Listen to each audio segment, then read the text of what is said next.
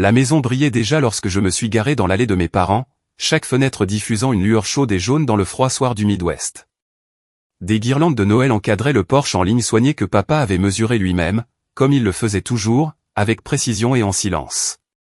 La neige crissait sous mes bottes alors que je sortais de la voiture, l'odeur de pain et de jambon cuit flottant dans l'air avant même que j'atteigne la porte. Je serrais le gâteau contre ma poitrine, une chose simple, faite à la main, enveloppée dans du papier parchemin et de la ficelle. Rien d'extraordinaire, juste quelque chose que j'avais préparé de mes propres mains la veille, après le travail. Il me semblait juste d'apporter quelque chose comme ça, honnête, sans prétention. À l'intérieur, la maison résonnait comme à chaque Noël. Des rires qui rebondissaient sur les murs. Le cliquetis des assiettes. Quelqu'un qui taquinait un autre à propos des petits pains brûlés. La voix de maman flottait depuis la cuisine, chaleureuse et affairée, disant à tout le monde de se laver les mains et de ne pas encore toucher à la sauce. Le sapin du salon clignotait doucement, ses ornements collectionnés au fil des décennies captant la lumière. Un instant, debout là, à enlever la neige de mon manteau, j'ai senti cette pointe d'espoir familière, l'espoir que, peut-être, cette année serait normale, que nous pourrions tous simplement nous asseoir et manger sans que rien ne se brise. Puis, j'ai entendu le rire de Belle. Il était fort et confiant, le genre de rire qui remplit une pièce et attire l'attention sans effort. Elle était déjà là, bien sûr. Elle l'était toujours, assise en bout de table à côté de papa, les jambes croisées, son pull parfaitement repassé, ses cheveux impeccablement coiffés. Elle racontait une histoire sur la circulation et un ancien client, ses mains s'agitant pendant qu'elle parlait, tout le monde l'écoutant. Elle ressemblait exactement à la personne dont notre famille avait l'habitude d'être fière, impeccable, sereine, parfaite. Je suis entré complètement dans la pièce et j'ai posé le gâteau sur le comptoir. Le papier parchemin était simple. Pas de logo de magasin, pas de dôme en plastique, juste de la farine sur les bords et une légère odeur de vanille. J'ai vu la scène se dérouler en temps réel. Les yeux de Belle se sont posés sur le gâteau une fraction de seconde, juste assez longtemps pour que quelque chose change derrière son sourire. C'est à ce moment-là qu'elle s'est penchée en arrière sur sa chaise et s'est tournée vers moi, toujours souriante, toujours en représentation, sa voix portant sans effort par-dessus la table. « Ça fait quoi d'être une bonne à rien, ma sœur ?» La pièce ne s'est pas tue immédiatement. Il y a eu une demi-seconde où les rires ont persisté, où quelqu'un a pensé que c'était une blague, ou une fourchette à gratter contre une assiette. Puis, tout s'est arrêté, comme un disque qui saute. Je l'ai senti avant de le penser. Ma poitrine s'est apaisée. Mes mains ont cessé de trembler. C'était comme si quelque chose en moi s'était mis en place. Je ne me sentais pas petite. Cela m'a surprise. Pendant des années, des moments comme celui-là m'auraient noué l'estomac, fait rougir mon visage, ouvert ma bouche pour une excuse que je ne devais pas. Cette fois, mon corps est resté immobile, calme d'une manière qui me semblait nouvelle et stable. J'ai regardé Belle, je l'ai vraiment regardée, la tension autour de ses yeux, la façon dont son sourire attendait une réaction qu'il anticipait. Avant de répondre, je veux faire une petite pause.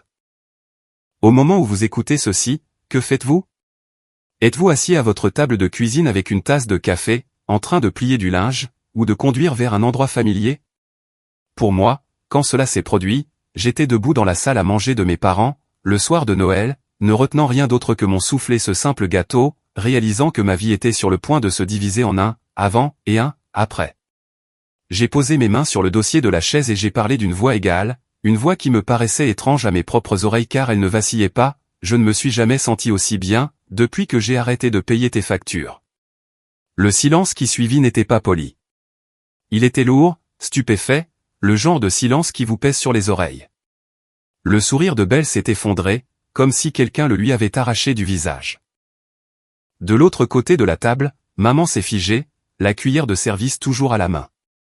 Les yeux de papa sont passés de Belle à moi, puis de nouveau à elle, ses sourcils froncés comme s'il essayait de résoudre un problème qui n'avait soudain plus de chiffres. Papa s'est levé si vite que sa chaise a raclé bruyamment le sol, sa voix a fendu le silence, nette et sans défense. Quelle facture? Pourquoi? Tous les visages à table se sont tournés vers moi en même temps, mes tantes, mon oncle, des cousins qui s'étaient arrêtés au milieu d'une bouchée. Même les petites lumières du sapin semblaient clignoter plus lentement. Je pouvais tout sentir, le poids de leur attention, les années de suppositions qui flottaient dans l'air.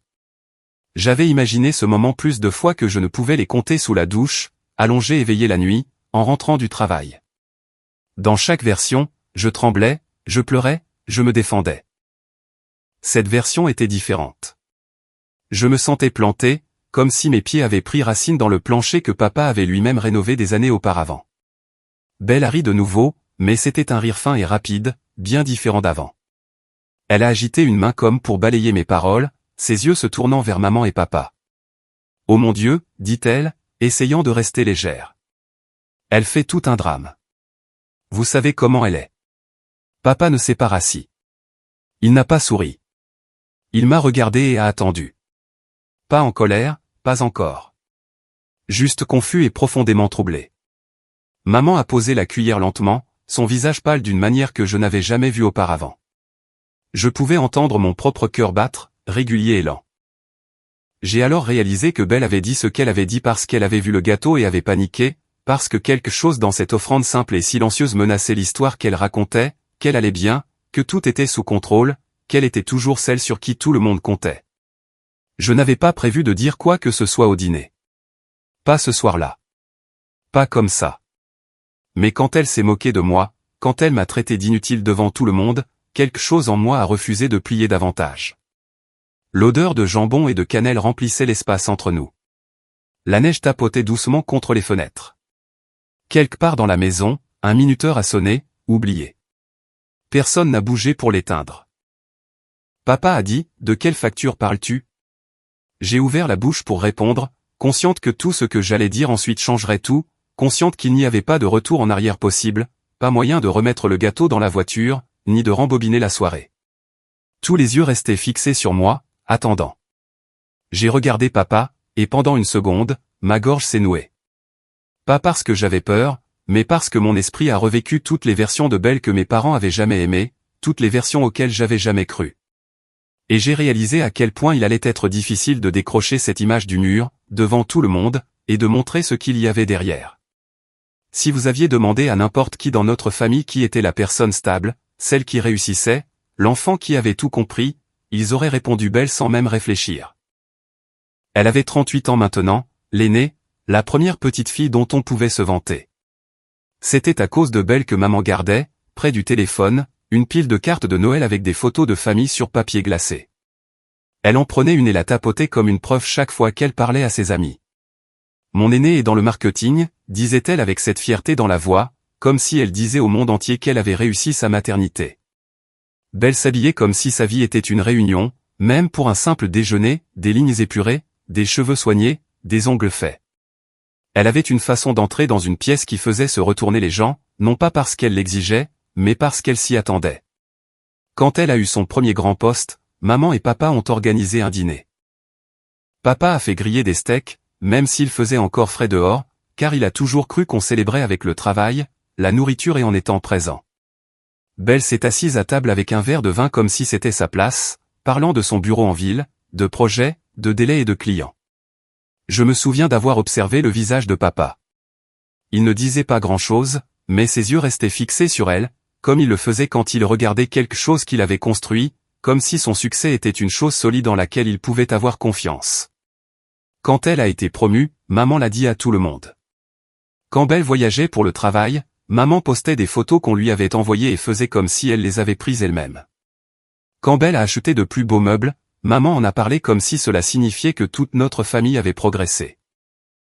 Belle est devenue l'histoire que nos parents voulaient raconter. Elle était la preuve que le travail acharné paie. La preuve que notre famille allait bien. Et pour être juste, Belle travaillait dur. Je ne vais pas prétendre le contraire. Elle était vive, organisée, prompte avec les mots. Elle pouvait charmer la bonne personne et conduire la mauvaise sans élever la voix. S'il y avait un problème, elle pouvait vous regarder dans les yeux et faire en sorte que vous ayez l'impression d'être du même côté, même quand ce n'était pas le cas. Ce genre de compétence vous mène loin dans un bureau. Ça vous mène loin aussi dans une famille. J'étais différente.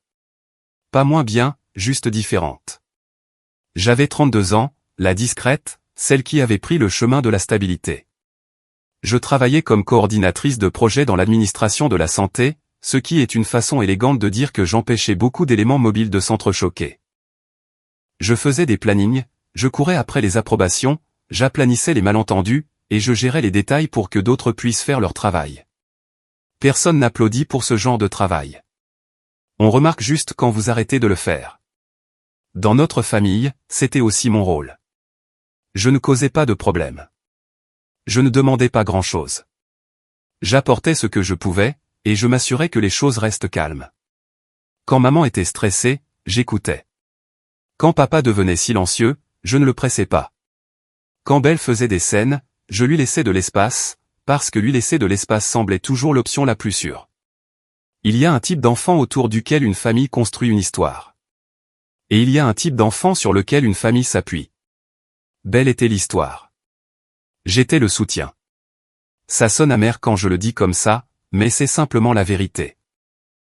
Si Belle manquait un dîner de fête, tout le monde agissait comme si toute la journée avait été gâchée. Si je manquais, maman soupirait et disait qu'elle comprenait. Et puis elle me demandait d'apporter les petits pains plus tard. Belle pouvait être en retard et ça devenait une anecdote amusante. Si j'étais en retard, ça devenait une question. Est-ce que ça va, le travail est trop prenant, pourquoi es-tu si fatigué? Même mes réussites semblaient être un bruit de fond comparé aux siennes. Quand j'ai eu mon poste au réseau de santé, papa a dit, c'est bien. Quand Belle a eu un nouveau titre, il a posé des questions. Qu'est-ce que ça signifie? Quelle est la taille de ton équipe? Quelle est ta prochaine étape? Papa n'est pas cruel. Il est juste fait d'une certaine manière. Il respecte le progrès visible. Il respecte quelque chose que l'on peut montrer du doigt. Belle lui donnait quelque chose à montrer du doigt. C'est pourquoi ce moment à table semblait si impossible. Mes parents ne savaient plus qui ils regardaient. Papa me fixait comme si j'avais soudainement parlé une langue qu'il ne comprenait pas.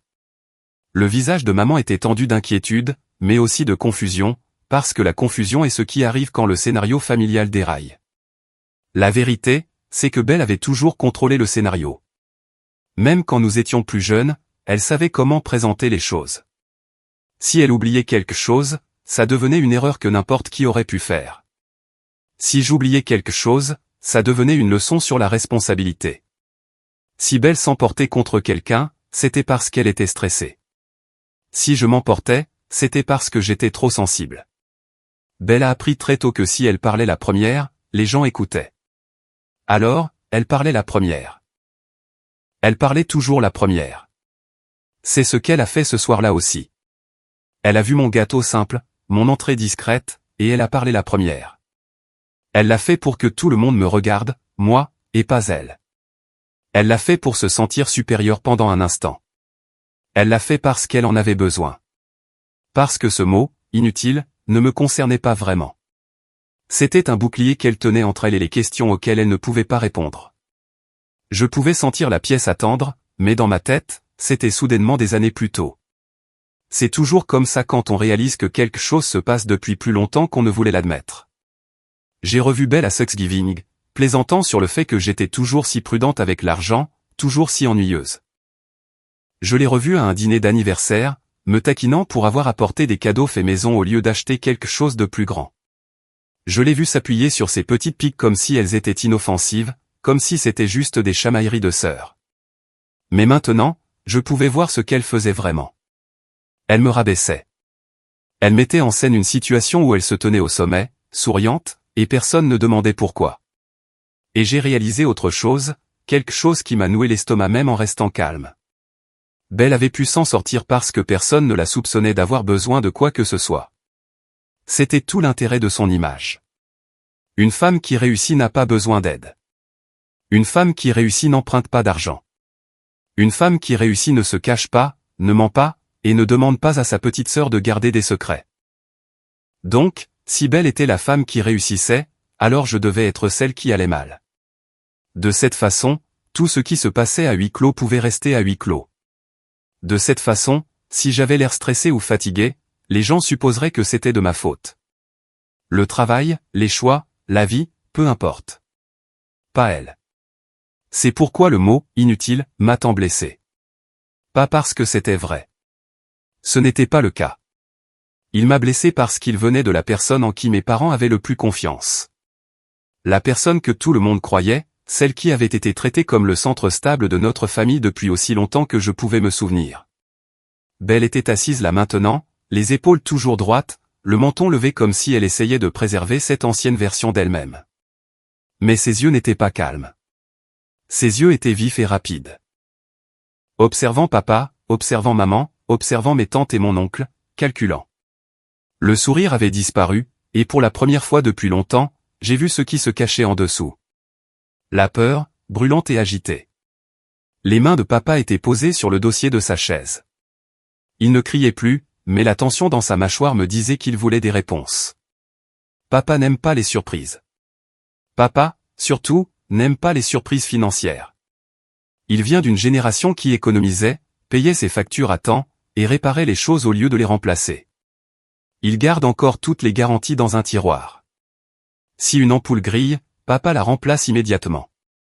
L'ordre le calme. Belle n'était pas l'ordre. Belle était une tempête déguisée en rayons de soleil. Les doigts de maman se tordaient dans le bord de son tablier. Maman regardait Belle comme si elle essayait de la reconnaître. Elle me regardait aussi comme si elle me voyait sous un nouveau jour, et je ne savais pas si cela la rendait coupable ou simplement effrayée. Les yeux de ma tante Tanson allaient de l'une à l'autre, écarquillés et prudents, comme ils le deviennent quand quelqu'un sent un secret de famille et ne sait pas où mettre les mains. Mon oncle s'est raclé la gorge une fois, puis s'est arrêté, comme s'il réalisait qu'il n'y avait rien qu'il puisse dire qui n'empirerait pas les choses. Belle a finalement reparlé, sa voix plus aiguë qu'avant, trop enjouée. Elle a essayé de rire. Je plaisantais. Allons, c'est Noël. Elle a regardé papa et maman avec une sorte de sourire suppliant, comme si elle leur demandait de remettre l'ancien scénario sur la table et de faire comme si tout allait bien. Mais je ne pouvais pas. Pas après ce qu'elle avait dit, pas après ce que je venais d'admettre. J'ai regardé papa, puis maman, et quelque chose s'est installé en moi, comme une décision qui se solidifie. Belle avait passé des années à être celle que tout le monde croyait. Ce soir-là, j'allais être celle qui dirait la vérité en premier. J'ai pris une grande inspiration, sentant l'air chaud de la salle à manger remplir mes poumons, sentant le pain, la sauce, et la légère douceur de mon gâteau qui attendait, intact, sur le comptoir. Ma voix est sortie stable, car j'avais porté ces mots seul depuis trop longtemps. Papa, dis-je doucement. Je peux tout expliquer. J'ai juste besoin que tu me laisses finir. Papa a hoché la tête une fois, lentement et raidement, et a levé la main, non pas pour m'arrêter, mais pour faire taire la pièce, comme il le faisait quand nous étions enfants et que Belle et moi commencions à nous couper la parole. Vas-y, dit-il. Alors, j'ai commencé. Je leur ai dit que ça n'avait pas commencé comme ils l'imaginaient probablement. Il n'y a pas eu de grande confession, pas de crise de larmes dramatique devant tout le monde. Ça a commencé modestement, au milieu d'une année où tout semblait échapper au contrôle des gens, l'année où les rues sont devenues silencieuses et où tout le monde a appris à quel point leur projet de vie était vraiment fragile. Au printemps 2020, quand les bureaux ont fermé et que le monde semblait retenir son souffle, Belle m'a appelé tard un soir. Je m'en souviens clairement, car je venais de finir de faire la vaisselle dans mon appartement et j'étais debout à l'évier, regardant un parking vide. Le téléphone s'est allumé avec son nom et, une seconde, j'ai hésité. Belle n'appelait généralement pas tard. C'était une planificatrice. Ses appels étaient programmés, avaient un but. Celui-ci semblait différent. Quand j'ai répondu, elle n'a pas dit bonjour tout de suite. J'ai d'abord entendu sa respiration, inégale et tremblante, comme si elle avait pleuré et essayait de se ressaisir. Puis mon nom est sorti, doux et brisé d'une manière que je n'avais jamais entendue de sa part. Je pouvais l'imaginer avant même qu'elle ne parle davantage, assise au bord de son lit, le téléphone pressé contre son oreille, les épaules voûtées, les yeux rouges. La voix assurée qu'elle utilisait si facilement avec tout le monde avait disparu. Elle semblait petite. Elle m'a dit que l'entreprise avait licencié des gens. Elle l'a dit comme si c'était une mauvaise phrase qu'elle ne voulait pas prononcer à voix haute. Licenciement, réduction d'effectifs, restructuration, tous les mots que les gens utilisaient cette année-là pour adoucir la même dure vérité. Elle a dit que son poste avait été supprimé.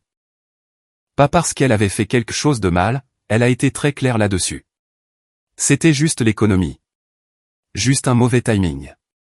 Je me souviens m'être appuyé contre le comptoir, l'estomac noué, parce que l'idée que Belle perde son emploi ne cadrait pas avec l'image que j'avais d'elle. C'était elle qui retombait toujours sur ses pieds. C'était elle qui avait toujours un plan. Elle a précipité le reste, parlant vite maintenant, comme si la vitesse pouvait empêcher la peur de la rattraper. Elle avait quelques économies. Elle postulait déjà. Elle avait des contacts. C'était temporaire. Elle n'arrêtait pas d'utiliser ce mot, temporaire. Elle a dit qu'elle avait juste besoin d'un petit coup de main pour traverser cette période.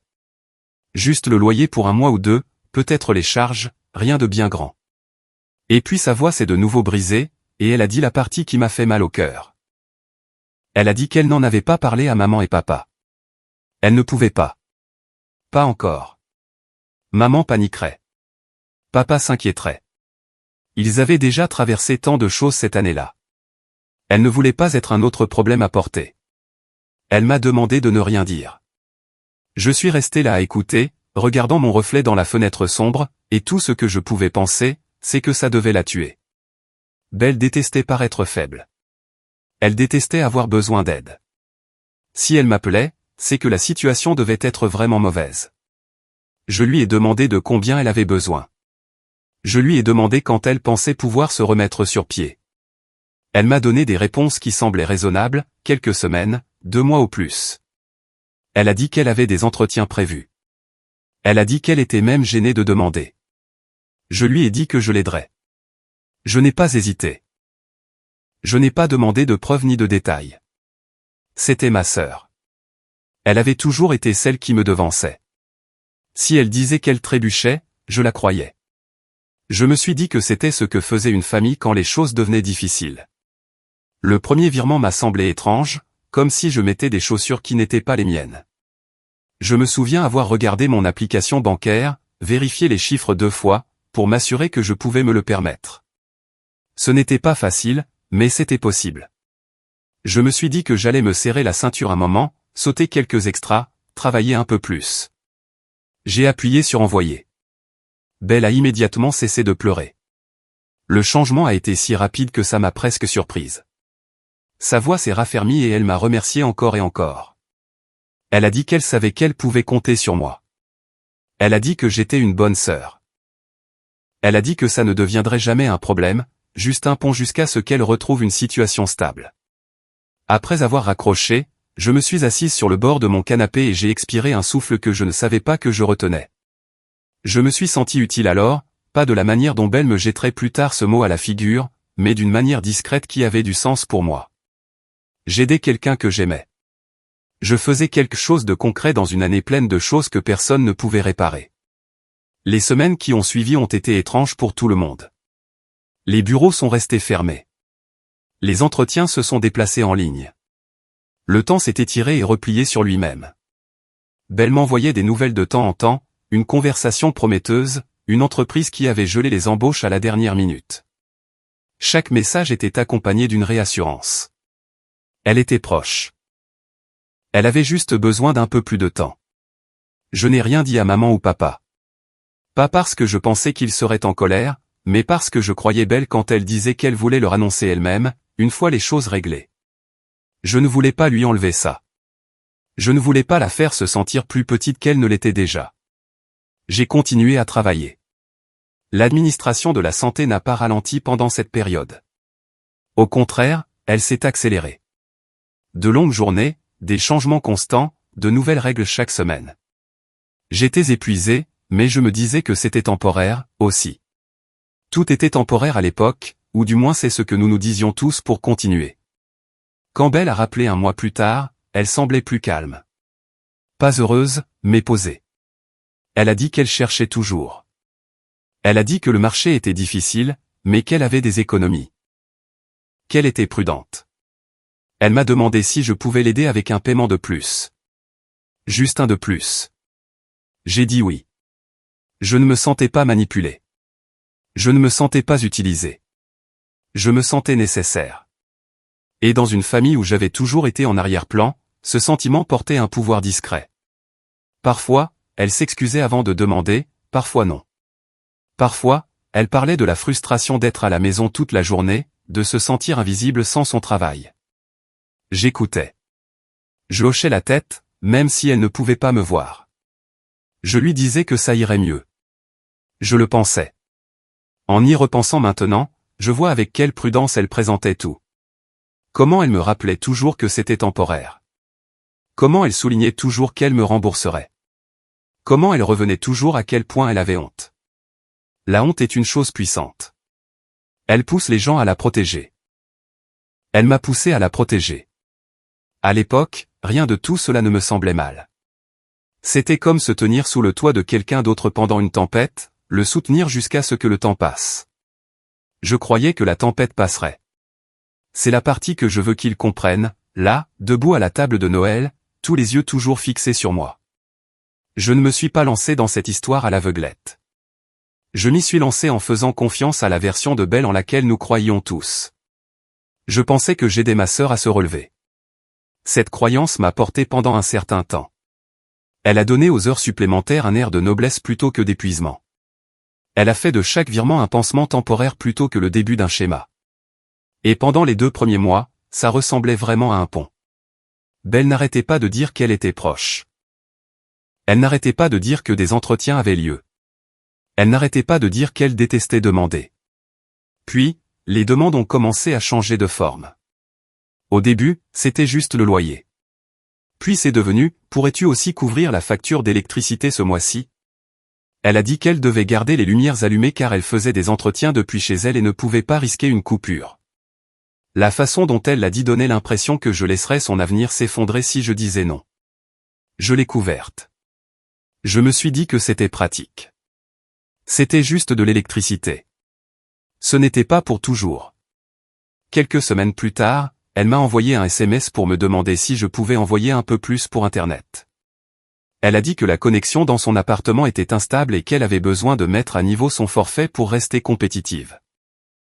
Elle l'a écrit comme un problème professionnel, comme si elle était toujours la directrice marketing qui pouvait transformer n'importe quoi en stratégie. Je l'ai envoyé. Elle a répondu par une série de messages de remerciements qui m'ont soulagé, comme si nous étions toujours sœurs, comme si j'aidais. Puis, il y a eu la carte de crédit. Elle a appelé et sa voix était tendue, contrôlée, comme si elle essayait d'empêcher l'émotion de déborder. Elle a dit qu'elle avait un paiement de carte dû et qu'elle avait mal calculé. Elle a dit que ça nuirait à sa cote de crédit si elle le manquait et qu'elle ne pouvait pas se permettre de gâcher sa cote de crédit en ce moment. Pas avec les propriétaires et les emplois. Je me souviens d'être assise à ma table de cuisine, l'ordinateur portable ouvert, les factures étalées devant moi, et de sentir quelque chose changer. Pas encore de la suspicion, mais un poids. Comme si le pont s'allongeait. Je lui ai demandé combien. Elle me l'a dit. J'ai hésité une seconde. Juste une. Et elle l'a entendu. Son ton s'est immédiatement durci, toujours calme, mais plus tranchant. Elle a dit, « Je sais que tu penses que j'aurais dû mieux planifier, mais tu ne comprends pas ce que c'est quand tout s'effondre en même temps. » Elle a dit qu'elle était déjà humiliée. Elle a dit qu'elle n'avait pas besoin du jugement de sa propre sœur. Alors, je l'ai payé. Après ça, les demandes sont venues avec des règles. Pas écrites comme un contrat, mais dites comme un avertissement. Ne le dis pas à maman et papa. Elle le disait à chaque fois. Parfois, elle le disait doucement, comme une supplique. Parfois, elle le disait comme un ordre. Elle disait que maman s'inquiéterait à en tomber malade. Elle disait que papa la regarderait différemment. Elle disait qu'ils en avaient déjà assez sur les bras. Elle disait, je gère. J'ai juste besoin de temps. Elle disait, je leur dirai quand j'aurai de bonnes nouvelles, pas quand je serai en train de me noyer. Il y avait toujours une raison qui me faisait sentir cruel de la remettre en question. Et il y avait toujours la honte. Elle s'appuyait sur ce mot comme si c'était un bouclier. Elle disait qu'elle avait honte d'être au chômage. Elle disait qu'elle avait honte d'avoir besoin d'aide. Elle disait qu'elle avait honte d'avoir travaillé si dur pour en arriver là. Elle le disait comme si elle s'attendait à ce que je la sauve de ça, non seulement avec de l'argent, mais avec le silence. Alors, je suis restée silencieuse. Je suis restée silencieuse parce que je pensais que le silence était de la gentillesse. Je suis restée silencieuse parce que je ne voulais pas briser la version de Belle que mes parents aimaient. Je suis restée silencieuse parce que, pour être honnête, il y avait une partie de moi qui voulait être celle en qui elle avait confiance, celle sur qui elle s'appuyait, celle qui comptait. Au début, je n'ai pas remarqué comment ce silence a commencé à me changer. Ça s'est manifesté de petites manières. J'ai arrêté d'acheter les petites choses qui me facilitaient les semaines. J'ai arrêté de commander le déjeuner au travail. Je faisais du café à la maison et je le transportais dans un mug de voyage qui fuyait toujours un peu. Je me disais que j'étais responsable. Je me disais que c'était juste pour le moment. Je me disais que je pouvais le gérer. L'administration de la santé pendant cette période était implacable. Nous étions en sous-effectif et nous nous adaptions constamment à de nouvelles politiques. Je restais tard. Je prenais des tâches supplémentaires. Je prenais des appels que je n'étais pas obligé de prendre. Je disais à mon patron que je pouvais le gérer. Je suis devenu la personne qui disait oui avant même qu'on le lui demande. Quand les gens disent « la famille d'abord », ils ne parlent pas toujours du coup silencieux. La façon dont ça s'insinue dans votre corps, la façon dont ça vous crispe les épaules même quand vous êtes assis sans bouger. La façon dont votre cœur bat plus vite quand votre téléphone s'allume, parce que ça pourrait être une autre demande, une autre urgence, une autre crise que vous n'avez pas créée. Belle appelait, et je répondais avant la deuxième sonnerie. Si je manquais un appel, elle envoyait un SMS, « S'il te plaît, rappelle-moi dès que tu peux ». Et les mots semblaient plus lourds qu'ils ne le devraient. Parfois, elle ajoutait, « C'est important ». Et mon esprit commençait à s'emballer. J'imaginais des avis d'expulsion, des menaces de coupure, des frais de retard qui s'empilaient comme des briques. Je rappelais et je me préparais. La moitié du temps, c'était quelque chose qui aurait pu attendre, mais elle ne le laissait jamais attendre. C'était une partie du jeu. Si tout était urgent, alors je n'avais jamais d'espace pour réfléchir. J'ai essayé une fois de créer cet espace. C'était à la fin de l'été, il faisait encore chaud dehors, le genre de soirée où l'air vous colle à la peau. Je venais de rentrer du travail, les chaussures enlevées, les cheveux attachés, debout dans ma cuisine, regardant les courses que j'avais achetées en respectant scrupuleusement mon budget. Belle a appelé et a demandé le prochain paiement. Pas le loyer, a-t-elle dit, mais les charges, plus la carte, plus une autre chose. Elle a dit qu'elle devait renouveler quelque chose en ligne, un abonnement. Elle a dit que c'était nécessaire pour sa recherche d'emploi. J'ai pris une grande inspiration et j'ai dit quelque chose que j'avais répété dans ma tête pendant des semaines. J'ai dit, Belle, peut-être devrions-nous en parler à maman et papa. Peut-être que papa peut t'aider à faire un plan. Peut-être que maman préférerait savoir plutôt que d'être tenue dans l'ignorance. Peut-être que ça devient plus gros qu'une simple petite période difficile. Il y a eu un silence à l'autre bout du fil pendant un moment. Puis sa voix a changé. Pas en pleurant, pas douce. Froide. Elle a dit, « Tu veux me ruiner ?» J'ai cligné des yeux, comme si j'avais mal entendu. J'ai dit, « Non, bien sûr que non. Je pense juste qu'il voudrait savoir. » Elle a dit, « Tu ne comprends pas, papa ne me regardera plus jamais de la même façon. Maman en fera une affaire personnelle, à cause de son anxiété, et je devrais gérer ça aussi. » Elle a dit, « Tu veux faire de moi la déception de la famille pour te sentir mieux dans ta peau. » Ça m'a frappé comme une gifle. C'était si injuste que mon premier réflexe a été de rire, mais ma bouche est restée fermée. J'ai senti mon visage s'échauffer. Je lui ai dit que ce n'était pas ce que je voulais dire. Je lui ai dit que j'étais inquiète. Je lui ai dit que je ne pouvais pas continuer à faire ça éternellement. Son ton s'est adouci juste assez pour donner l'impression d'un piège qui se referme doucement. Elle a dit, « Je savais que tu ramènerais ça à toi. » Elle a dit, « C'est moi qui le vis, Rayon. C'est moi qui dois me réveiller et me sentir comme une ratée tous les jours. Toi, tu vas au travail et tu te sens stable. Tu ne sais pas ce que c'est de voir ta vie s'effondrer. » Puis elle a soupiré, comme si j'étais épuisante. Elle a dit, « Je ne voulais pas te le demander en premier lieu. C'est toi qui as offert. Tu as dit que tu aiderais. » Elle a dit, « Je m'en souviendrai. Je me souviendrai que quand j'avais besoin de toi, tu m'as fait supplier. » J'ai senti mon estomac se tordre.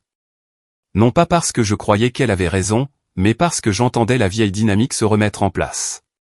Belle au-dessus, cadrant l'histoire. Moi en dessous, me démenant pour prouver que je n'étais pas égoïste. Alors, j'ai reculé. Je lui ai dit que j'étais désolé. Je lui ai dit que je ne voulais pas ajouter de stress. Je lui ai dit oui, que je l'enverrais. Elle a expiré et a dit merci. Comme si elle m'accordait son pardon. Après avoir raccroché, j'ai fixé mon téléphone pendant un long moment. Mes mains tremblaient un peu. Et c'est là que j'ai réalisé quelque chose qui m'a fait plus peur que l'argent. J'ai réalisé que j'avais peur de sa déception. Peur de sa colère, peur d'être cataloguée comme la mauvaise sœur. Ce n'est pas normal. Pas quand on est toutes les deux des femmes adultes. Pas quand on essaie juste d'être honnête. J'ai commencé à remarquer comment Belle parlait du secret comme si c'était de l'amour, comme si garder son secret était la preuve que je tenais à elle.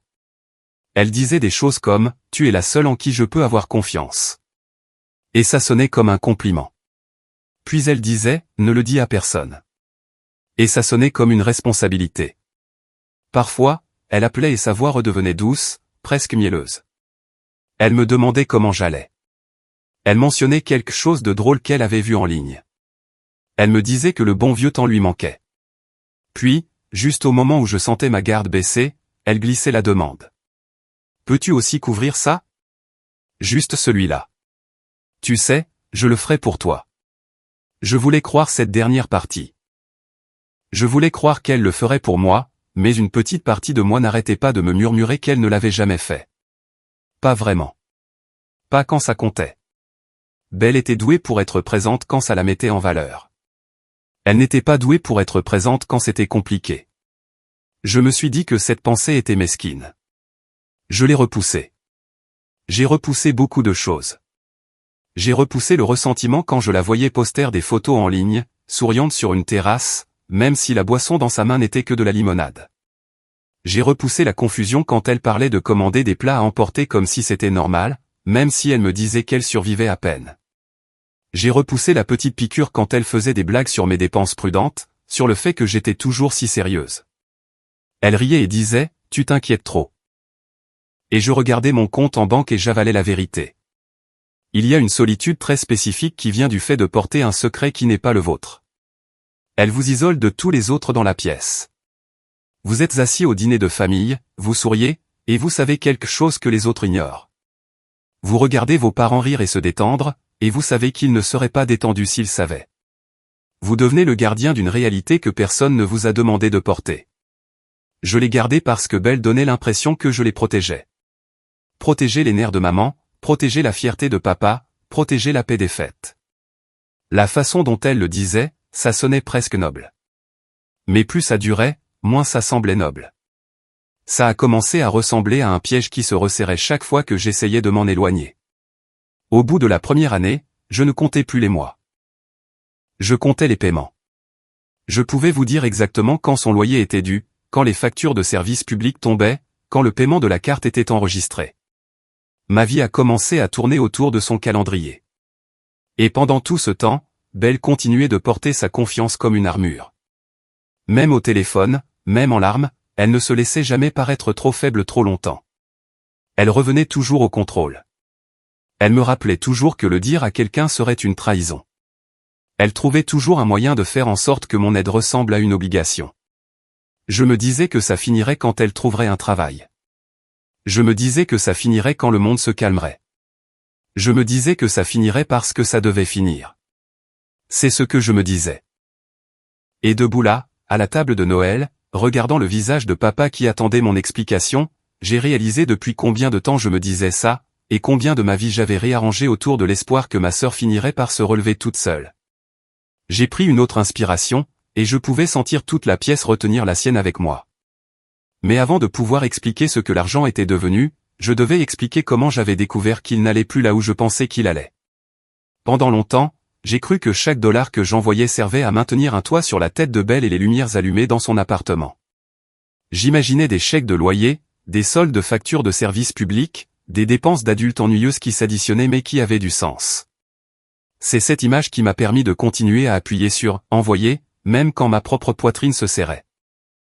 La première fissure dans cette image est apparue discrètement, non pas avec une dispute ou une confession, mais avec une notification. C'était un après-midi ordinaire, au milieu d'une autre longue journée de travail.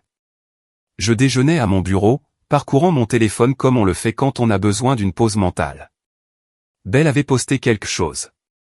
Pas une photo d'elle, pas une citation, mais une capture d'écran. Elle a traversé mon écran pendant moins d'une seconde avant que mon cerveau n'enregistre ce que c'était, des chiffres, des graphiques, des lignes vertes et rouges qui montaient et descendaient brusquement. Je l'ai regardé plus longtemps que prévu. Elle avait légendé cela avec quelque chose de vague sur « apprendre » et « rester discipliné ».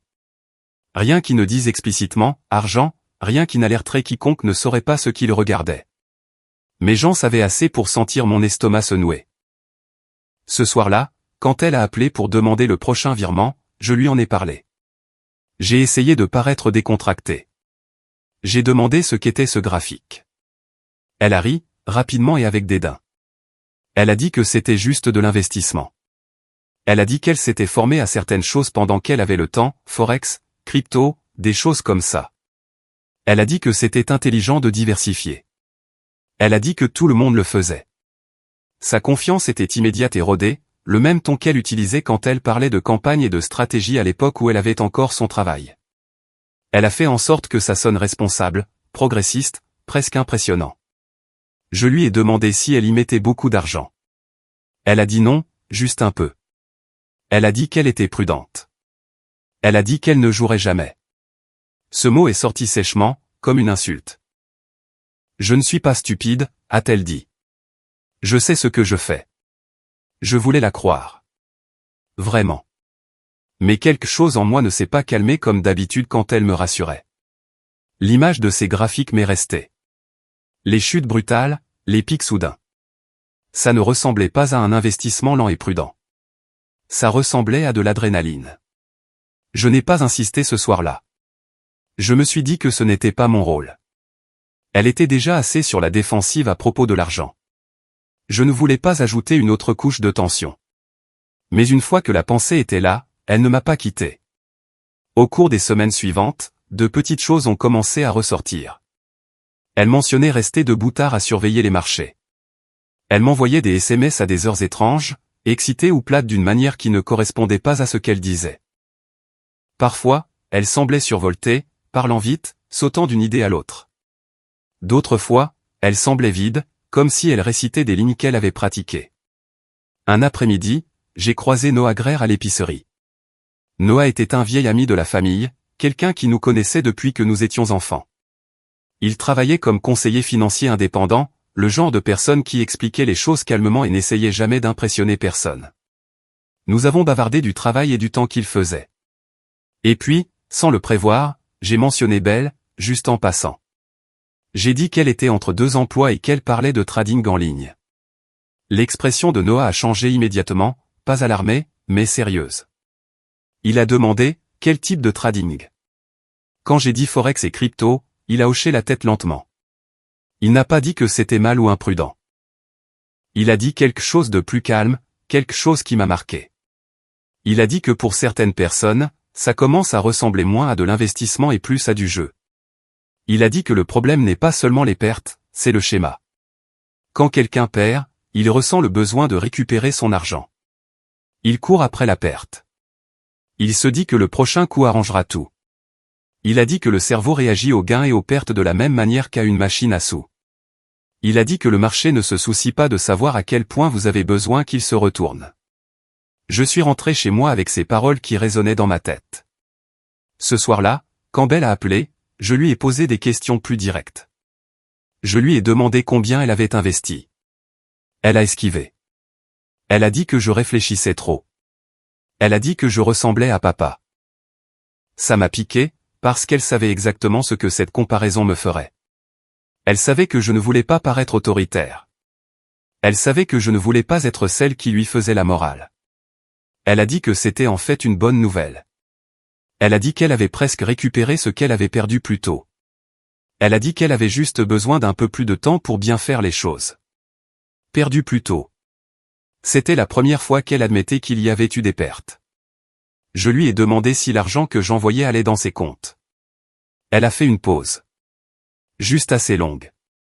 Elle a dit non, pas directement. Elle a dit que tout se mélangeait. Elle a dit que l'argent, c'était de l'argent, et qu'elle le gérait. Elle a dit que je me concentrais sur la mauvaise chose. C'est à ce moment-là que la peur est entrée dans la pièce. Pas la panique, pas la colère, mais la peur, celle qui s'installe, basse et froide, et qui rend tout le reste peu fiable. J'ai réalisé que je ne savais pas où allait mon argent. J'ai réalisé que je faisais confiance à quelqu'un qui ne pouvait pas expliquer clairement ce qu'elle en faisait. Quelques jours plus tard, elle a appelé avec urgence dans la voix.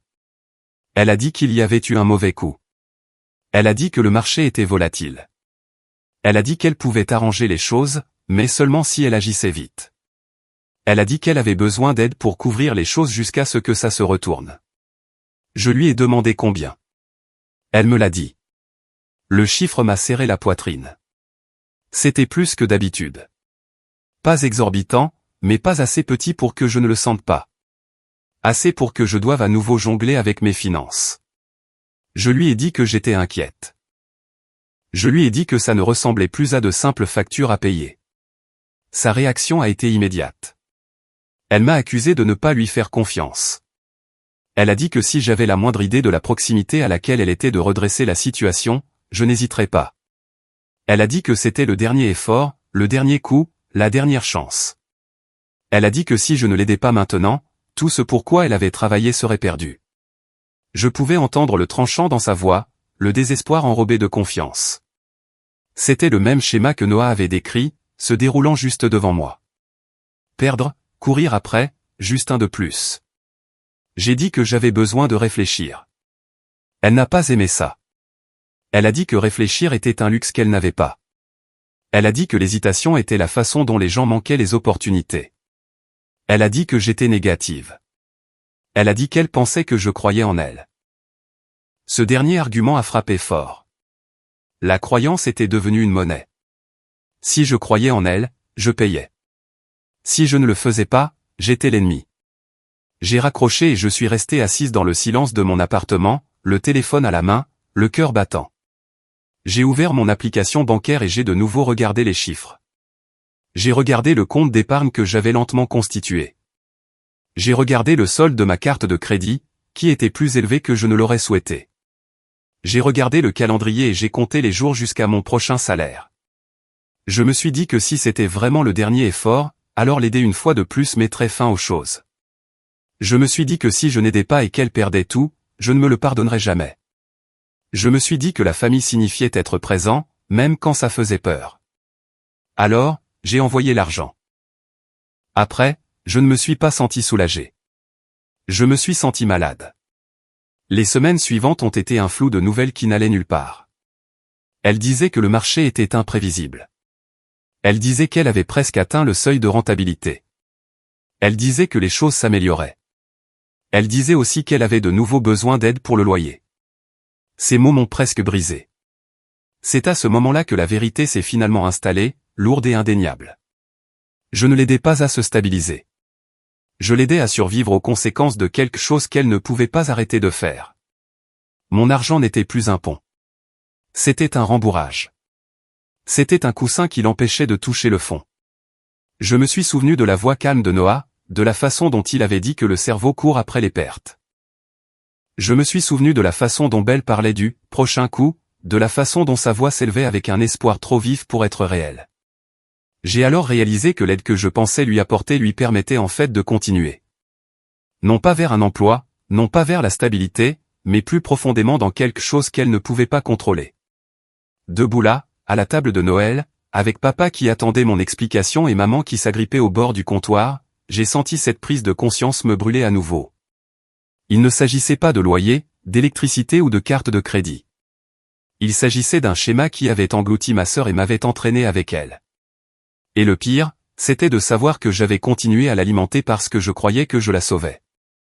J'ai regardé papa et maman, et pour la première fois, j'ai compris que ce que je faisais n'était pas de sauver Belle de la chute. Je l'aidais à cacher à quel point elle était déjà tombée. J'ai dégluti et j'ai pris une autre inspiration profonde, sachant que la partie suivante serait plus difficile à dire à voix haute. Car une fois que j'ai réalisé que mon argent ne sauvait pas Belle, mais la cachait, j'ai commencé à chercher des réponses comme je le fais au travail. J'ai cessé de me fier aux sentiments et j'ai commencé à suivre des schémas. J'ai commencé à me poser des questions qui me nouaient l'estomac. Si elle utilisait mon argent pour boucher des trous, combien de trous y avait-il? Si elle me demandait de garder le secret, à qui d'autre le demandait-elle?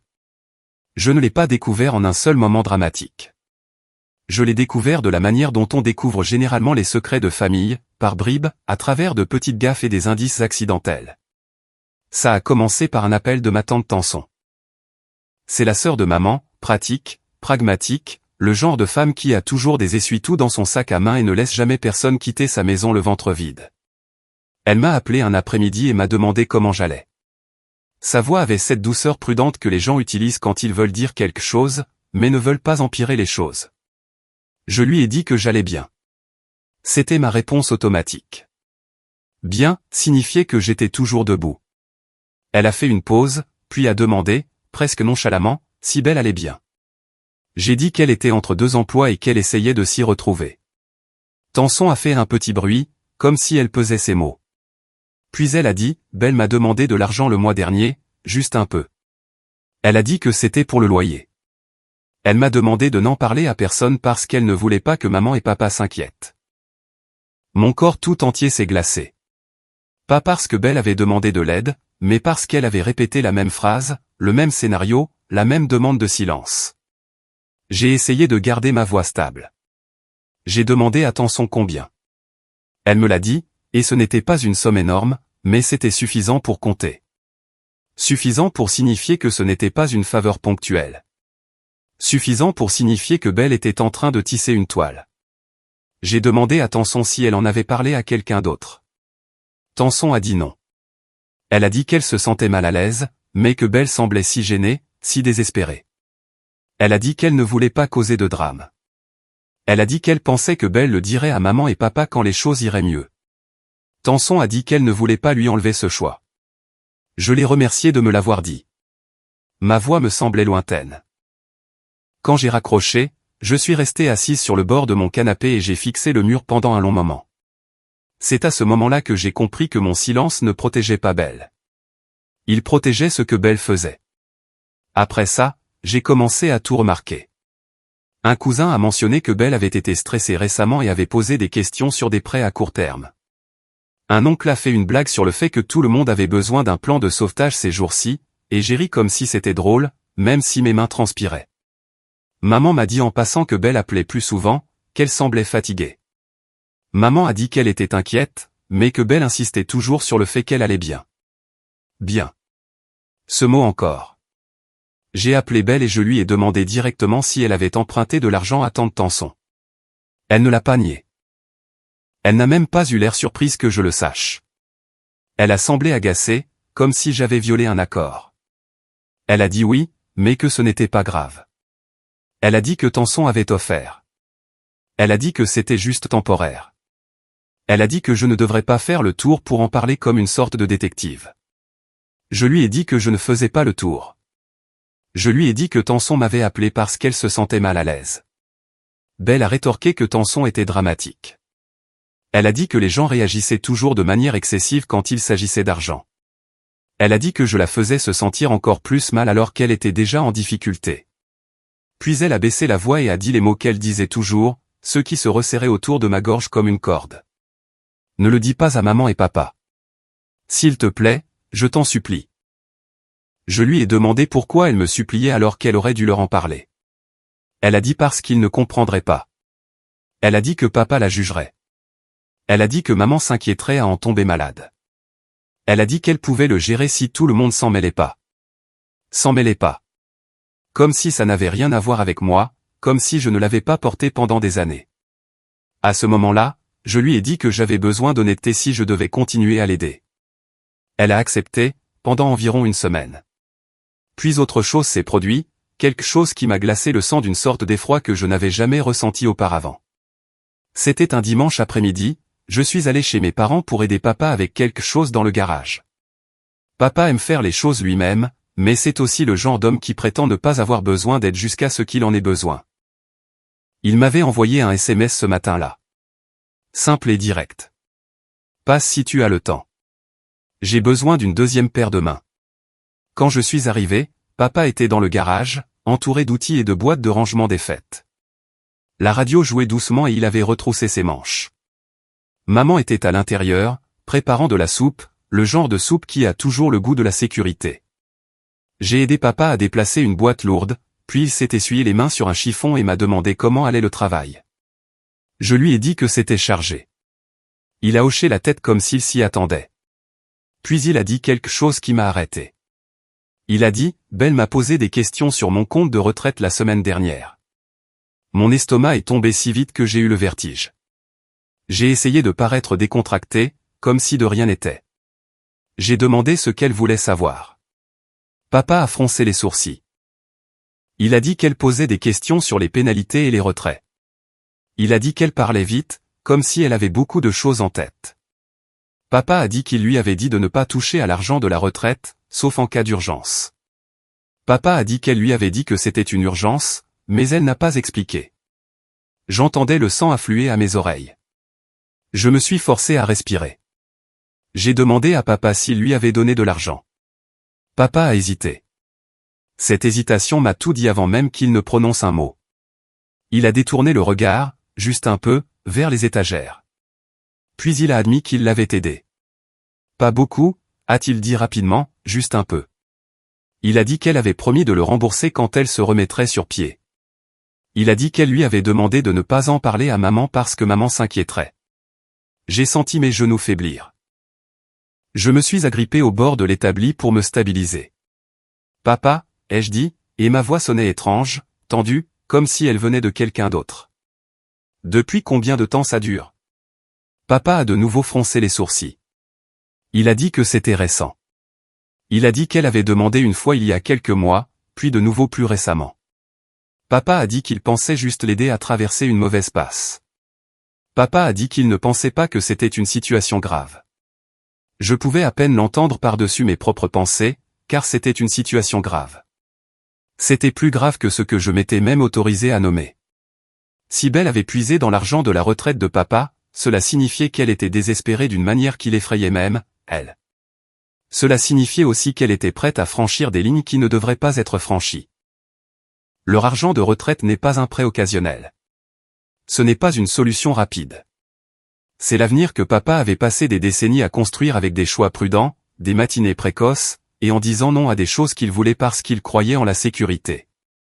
J'ai demandé à papa combien. Il me l'a dit, et c'était assez pour que ma gorge se serre, assez pour que je sache que ce n'était pas, juste un peu. Papa a observé mon visage, et son expression a changé. Il a dit, « Attends, pourquoi tu me regardes comme ça ?» Il a dit, « Rayon, sais-tu quelque chose ?» J'ai voulu tout lui dire à ce moment-là. J'ai voulu tout déballer et laisser la vérité prendre sa propre forme. Mais maman est entrée dans le garage à ce moment-là avec un plateau de bol, souriante, demandant si nous avions faim. Son sourire s'est estompé quand elle a vu mon visage. Elle a demandé ce qui n'allait pas. Papa n'a rien dit au début. Il a juste regardé entre nous, et je pouvais voir son instinct de maintenir la paix, l'instinct de reporter le conflit à plus tard, l'instinct qui avait probablement permis à Belle d'agir ainsi pendant si longtemps. J'ai menti. Pas complètement, mais assez. J'ai dit à maman que j'étais juste fatigué. J'ai dit que le travail était prenant. J'ai dit que j'allais bien. Ce mot encore. Bien. Comme une couverture jetée sur quelque chose qui brûle. Cette nuit-là, après être rentré chez moi, je me suis assise à ma table de cuisine, l'ordinateur portable ouvert et mon téléphone à la main. J'ai regardé le journal des appels. J'ai regardé le nom de Belle. Je ne l'ai pas appelé tout de suite. J'avais besoin de m'assurer que je n'imaginais pas les choses. J'avais besoin de m'assurer que je ne réagissais pas par peur. Alors, j'ai commencé à rassembler des faits. J'ai sorti mes relevés bancaires et j'ai remonté mois par mois. J'ai fait une liste de chaque virement. J'ai noté les dates. J'ai noté les montants. Je les ai comparés aux messages de Belle, au jour où elle appelait en pleurant, au jour où elle agissait comme si de rien n'était. J'ai mis en évidence des schémas. J'ai encerclé les mots qu'elle utilisait encore et encore, temporaire, juste cette fois, ne le dis pas à maman et papa. J'ai fait la même chose que les gens font quand ils essaient de se prouver que ce qu'ils ont vécu est réel. J'ai recueilli des preuves, non pas pour un tribunal, non pas pour me venger, mais pour ma santé mentale. Une fois que je l'ai vu sur le papier, je ne pouvais plus l'ignorer. Ce n'était pas une mauvaise passe. C'était un système. Belle empruntait à une personne pour couvrir ce qu'elle devait à une autre. Elle prenait de moi, puis de tante Tanson, puis de papa, et puis elle m'appelait de nouveau. Elle gardait chaque personne séparée, chaque secret isolé, pour que personne ne puisse voir l'ensemble du tableau. Et j'ai réalisé quelque chose qui m'a fait sentir à la fois soulagé et malade. Je n'étais pas la seule, mais j'étais celle sur qui elle s'était appuyée le plus longtemps, le plus profondément, celle qu'elle utilisait comme fondation pendant qu'elle polissait son image pour tous les autres. Cette prise de conscience ne m'a pas fait me sentir mieux. Elle m'a fait me sentir à vif, car cela signifiait que toutes ces nuits où je pensais que je sauvais ma sœur, elle construisait une échelle avec mon argent et remontait sur son piédestal. Cela signifiait qu'elle pouvait s'asseoir à une table de Noël des années plus tard et me traiter d'inutile sans sourciller, parce qu'elle s'était entraînée à croire sa propre histoire. La fois suivante où Belle m'a demandé de l'argent, je n'ai pas répondu immédiatement. J'ai laissé le téléphone sonner. Je l'ai regardé s'allumer et j'ai senti quelque chose de nouveau monter en moi, pas de la culpabilité, pas de la panique. De la colère, calme et nette. Quand je l'ai finalement rappelé, je lui ai posé une seule question. Je lui ai demandé à combien de personnes elle avait emprunté. Elle est devenue silencieuse. Puis elle a ri. Ce rire mince qu'elle utilise quand elle se sent acculée. Elle a dit, « Pourquoi tu demandes ça ?» Elle a dit, « Tu agis comme si j'étais une sorte de criminel. » Je lui ai dit que je savais pour tant de tension. Je lui ai dit que je savais pour papa. Sa voix est devenue sèche, tranchante. Elle a dit, « Tu n'avais aucun droit de parler à papa. » Elle a dit, « Tu essayais de les monter contre moi. » Elle a dit, « Tu étais jalouse. » Elle a dit, « Tu as toujours détesté que je sois celle dont ils étaient fiers. » Mes mains tremblaient, mais ma voix est restée stable. Je lui ai dit que ce n'était pas une question de fierté. Je lui ai dit que c'était une question de vérité. Elle a dit la chose qu'elle disait toujours quand elle perdait le contrôle.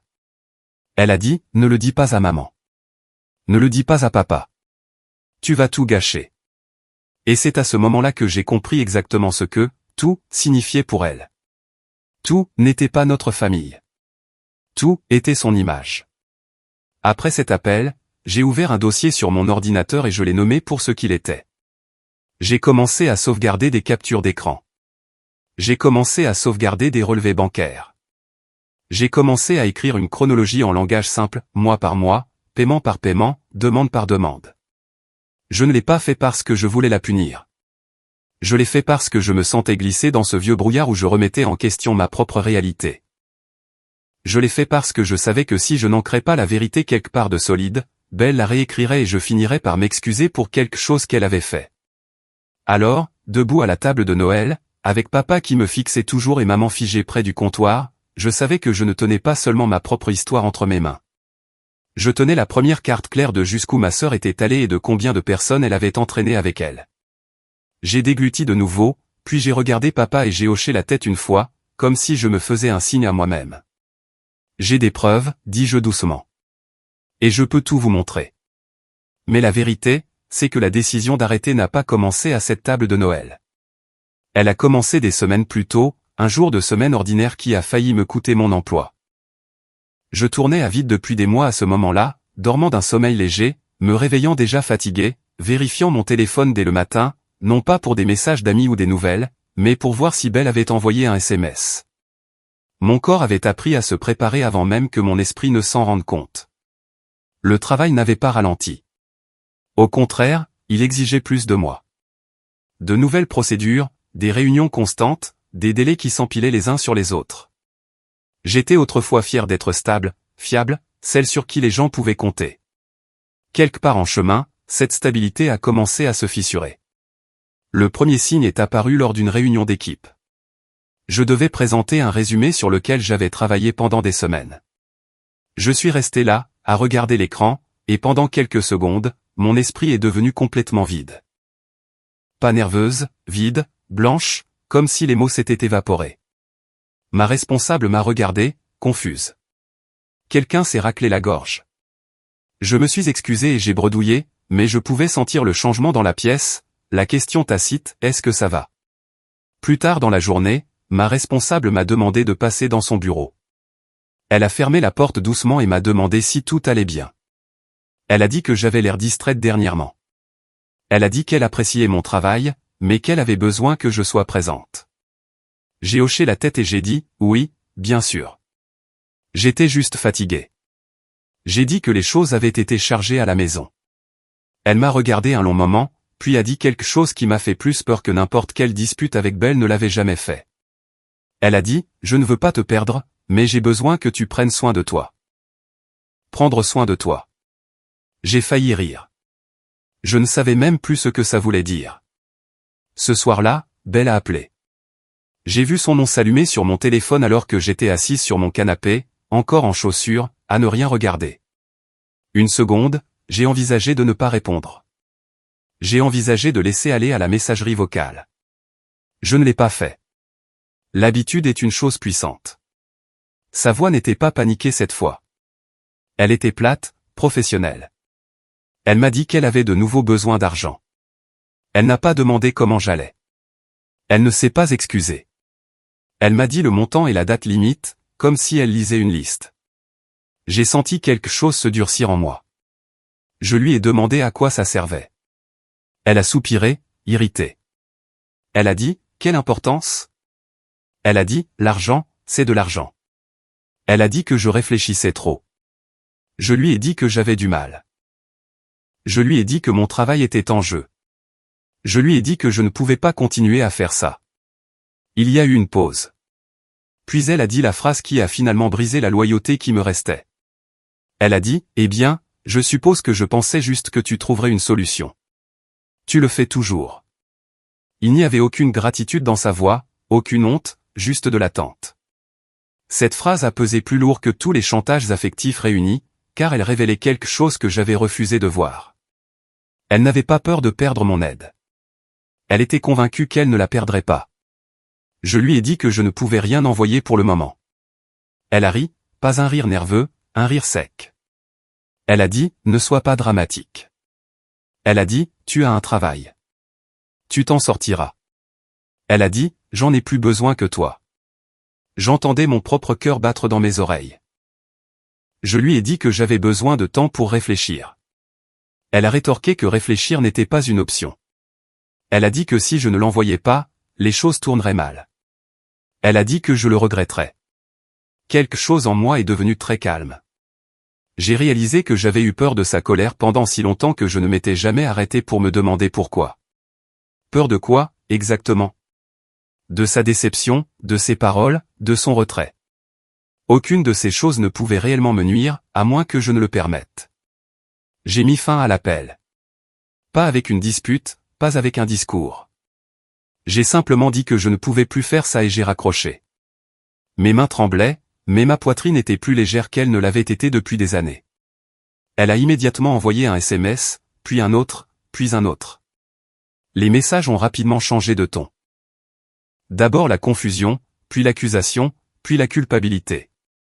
Elle a dit qu'elle ne pouvait pas croire que je lui ferais ça. Elle a dit que je l'abandonnais. Elle a dit qu'elle s'en souviendrait. Je n'ai pas répondu. Cette nuit-là, j'ai dormi près de 8 heures d'affilée pour la première fois depuis des mois. Quand je me suis réveillé, le monde semblait plus calme. Les jours suivants ont été à la fois terribles et clarifiants. Belle a essayé toutes les approches. Elle a appelé, elle a envoyé des SMS, elle a envoyé de longs messages sur la trahison et de courts messages sur des urgences. Elle a alterné entre le froid et la supplication. Quand je n'ai pas répondu, elle a intensifié ses efforts. Elle a mentionné maman et papa. Elle a dit qu'ils seraient déçus de moi s'ils savaient. Elle a dit que j'étais égoïste. Elle a dit que j'avais changé. Elle avait raison sur une chose. J'avais changé. J'ai arrêté de vérifier mon téléphone toutes les 5 minutes. J'ai recommencé à me concentrer au travail. J'ai pris une pause déjeuner complète et j'ai vraiment mangé. Je suis rentré chez moi à l'heure. J'ai senti le brouillard dans ma tête commencer à se dissiper lentement. Mais avec le soulagement est venue la peur. Pas de Belle, mais de ce qui arriverait quand la vérité éclaterait enfin, car je savais qu'elle le ferait. Des secrets comme ça ne restent jamais enfouis. Ils pourrissent. Ils fuient. C'est à ce moment-là que j'ai commencé à me préparer. Pas pour me venger, pas pour l'exposer publiquement, mais pour me protéger. J'ai tout organisé, relevé bancaire, messages, date, montant. J'ai écrit une chronologie qui montrait comment cela avait évolué d'un mois de loyer à des années de soutien. J'ai inclus des notes sur ces demandes de secret. J'ai inclus des captures d'écran de messages où elle présentait mon aide comme une obligation. Je ne l'ai pas fait avec colère. Je l'ai fait avec clarté. Je me suis dit que si jamais quelqu'un me demandait pourquoi j'avais arrêté, je n'aurais pas à chercher mes mots. Je n'aurais pas à me fier à une mémoire qui pourrait être déformée. J'aurais la vérité, simple et sans fioriture. À l'approche de Noël, la tension s'est épaissie. Belle a cessé de m'appeler directement et a commencé à agir normalement dans le chat de groupe familial. Elle a envoyé des messages joyeux. Elle a plaisanté. Elle a posté des photos en ligne qui donnaient l'impression qu'elle allait très bien. Je savais ce que cela signifiait. Elle soignait son image, anticipant l'histoire. Quand maman a appelé pour confirmer les plans du dîner de Noël, j'ai senti un nœud se former dans mon estomac. Je savais que je ne pouvais pas continuer à faire semblant. Je savais aussi que je ne pouvais pas forcer la vérité à sortir dans une conversation privée où Belle pourrait la réécrire plus tard. Je n'ai pas planifié de confrontation. Je n'ai pas répété de discours. Je savais juste que lorsque nous serions tous dans la même pièce, quelque chose céderait. Sur le chemin de la maison de mes parents ce soir-là, avec le gâteau fait maison sur le siège passager et le dossier de documents dans mon sac, je me sentais étrangement calme, comme quelqu'un qui a déjà franchi la ligne la plus difficile. Je ne savais pas exactement ce qui se passerait, mais je savais ceci, le dîner de Noël allait être le moment où tout ce que Belle avait construit sur le silence rencontrerait enfin la lumière. Et une fois que ce serait fait, il n'y aurait pas de retour en arrière. La lumière était déjà là, chaude et vive dans la salle à manger de mes parents, se reflétant sur la table en bois poli et le plat en cristal que maman ne sortait que pour les fêtes. Cela rendait la scène presque trop belle pour ce qui se passait, le sapin scintillant dans le coin, les bougies sur le buffet, les assiettes alignées comme sur une carte postale, et au milieu de tout ça, papa debout, sa chaise repoussée, maman figée près du comptoir, son visage tourné vers moi comme si j'étais celle qui avait brisé quelque chose de sacré. La voix de papa flottait encore dans l'air. Quelle facture? Pourquoi? Belle était assise très droite, les mains jointes trop sagement sur ses genoux, comme si elle pouvait se contenir par la force. Ses yeux étaient fixés sur moi, vifs et menaçants. Mais je n'ai pas détourné le regard. J'avais vécu trop longtemps sous ce regard. J'ai lentement fouillé dans mon sac. Je ne voulais pas faire de gestes brusques. Je ne voulais pas que quiconque pense que c'était un coup monté ou que j'y prenais plaisir. J'ai sorti un simple dossier, du genre qu'on achète en pack dans un magasin de fournitures de bureau, et je l'ai posé sur la table devant papa. Le bruit qu'il a fait en atterrissant était léger, mais dans cette pièce, il a semblé fort. Papa l'a regardé comme s'il pouvait le mordre. La main de maman s'est crispée sur le comptoir. La bouche de tante Tanson s'est légèrement entr'ouverte, comme si elle voulait parler mais ne trouvait pas de moyen sûr de le faire. Mon oncle s'est agité sur sa chaise. La fourchette de quelqu'un a cliqueté contre une assiette, oubliée. J'ai gardé ma voix calme exprès. Pas froide, juste stable. J'avais appris à mes dépens que si l'on a l'air émotif, les gens entendent les émotions au lieu des faits.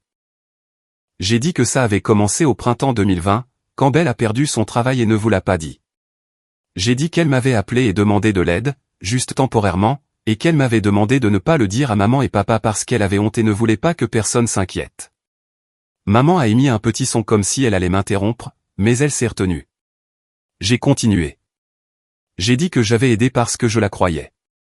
J'ai dit que ça avait commencé par le loyer, puis l'électricité, puis Internet, puis les cartes de crédit. J'ai dit que les demandes ne se sont pas arrêtées au bout d'un mois, elles sont devenues une habitude. Le visage de papa s'est durci. Il n'a pas scié. Papa n'est pas un homme qui pleure facilement, mais il a un regard qui apparaît quand quelque chose le touche au plus profond. C'est le regard d'un homme qui réalise que les règles selon lesquelles il a vécu ne s'appliquent pas à la pièce où il se trouve. Belle a eu un petit rire, essayant de couper mes paroles. Elle a dit, c'est ridicule. Elle a dit, elle exagère. Elle a dit, c'est Noël. Elle a dit, elle fait toute une histoire pour rien. Je n'ai pas discuté avec elle. Je n'ai pas échangé d'insultes. Je n'ai pas élevé la voix. J'ai simplement glissé le dossier vers papa et je lui ai dit de regarder. Papa a hésité une seconde, comme s'il espérait que cela disparaîtrait s'il n'y touchait pas. Puis il l'a ouvert. À l'intérieur se trouvaient des relevés imprimés, des virements surlignés, des pages étiquetées avec des dates, et une simple chronologie que j'avais tapée en langage clair. Je n'avais rien décoré. Je n'avais pas ajouté de mots dramatiques, juste les faits, mois par mois, demande par demande, montant par montant, des notes sur ce qu'elle disait à chaque fois, des notes sur la condition qui l'accompagnait toujours, ne le dis pas à maman et papa. Les mains de papa tremblaient légèrement en tenant la première page. Il l'a lu lentement. La pièce est restée silencieuse, à l'exception du faible bourdonnement du chauffage et du son lointain de la musique de Noël provenant du salon. Maman s'est penchée en avant, ses yeux parcourant les pages depuis sa place près du comptoir. Elle n'a encore rien touché, mais son visage a changé en reconnaissant le schéma. On peut toujours dire quand maman compte dans sa tête, ses lèvres sont pincées et ses yeux se plissent. Elle comptait. Tante Tanson s'est levée sans parler et s'est approchée de la table, comme si son corps avait besoin de voir ce que ses oreilles entendaient. Elle a regardé les lignes surlignées, puis Belle, et quelque chose dans son expression s'est durci. Papa a levé les yeux vers moi. Sa voix était plus basse maintenant. Il a demandé depuis combien de temps. Je lui ai dit que ça durait depuis des années. Je n'ai pas utilisé de chiffres. Je n'en avais pas besoin. Les pages le disaient déjà. Les yeux de papa se sont tournés vers Belle. Il lui a demandé si c'était vrai. Les joues de Belle ont rougi.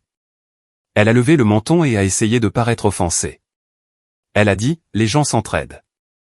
Elle a dit, c'est elle qui a offert.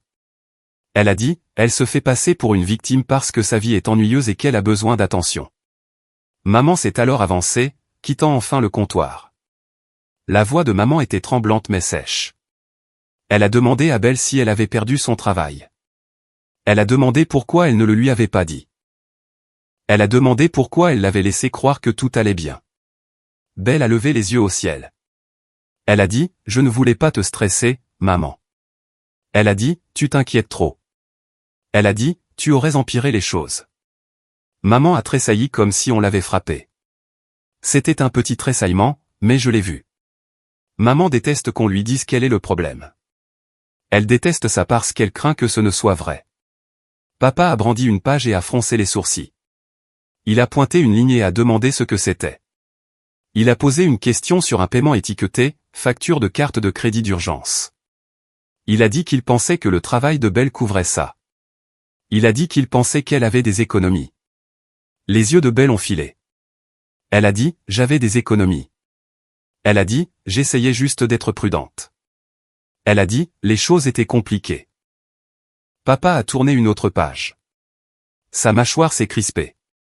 Il m'a demandé pourquoi il ne savait pas. Cette question m'a transpercé, même si je m'y attendais.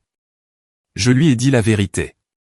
Je lui ai dit que Belle m'avait supplié de garder le secret. Je lui ai dit qu'elle avait honte. Je lui ai dit qu'elle avait dit que maman paniquerait. Je lui ai dit qu'elle avait dit que papa la jugerait.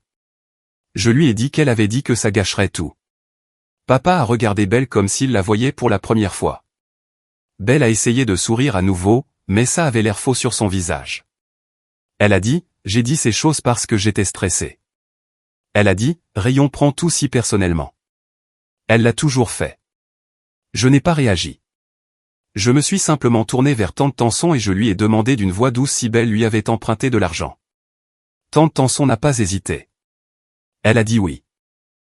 Elle a dit que Belle avait appelé en pleurant et avait dit qu'elle était gênée et lui avait demandé de n'en parler à personne. Elle a dit qu'elle pensait que c'était une chose ponctuelle. La tête de Belle s'est brusquement tournée vers elle. Ses yeux se sont agrandis comme si elle ne pouvait pas croire que Tanson parlerait.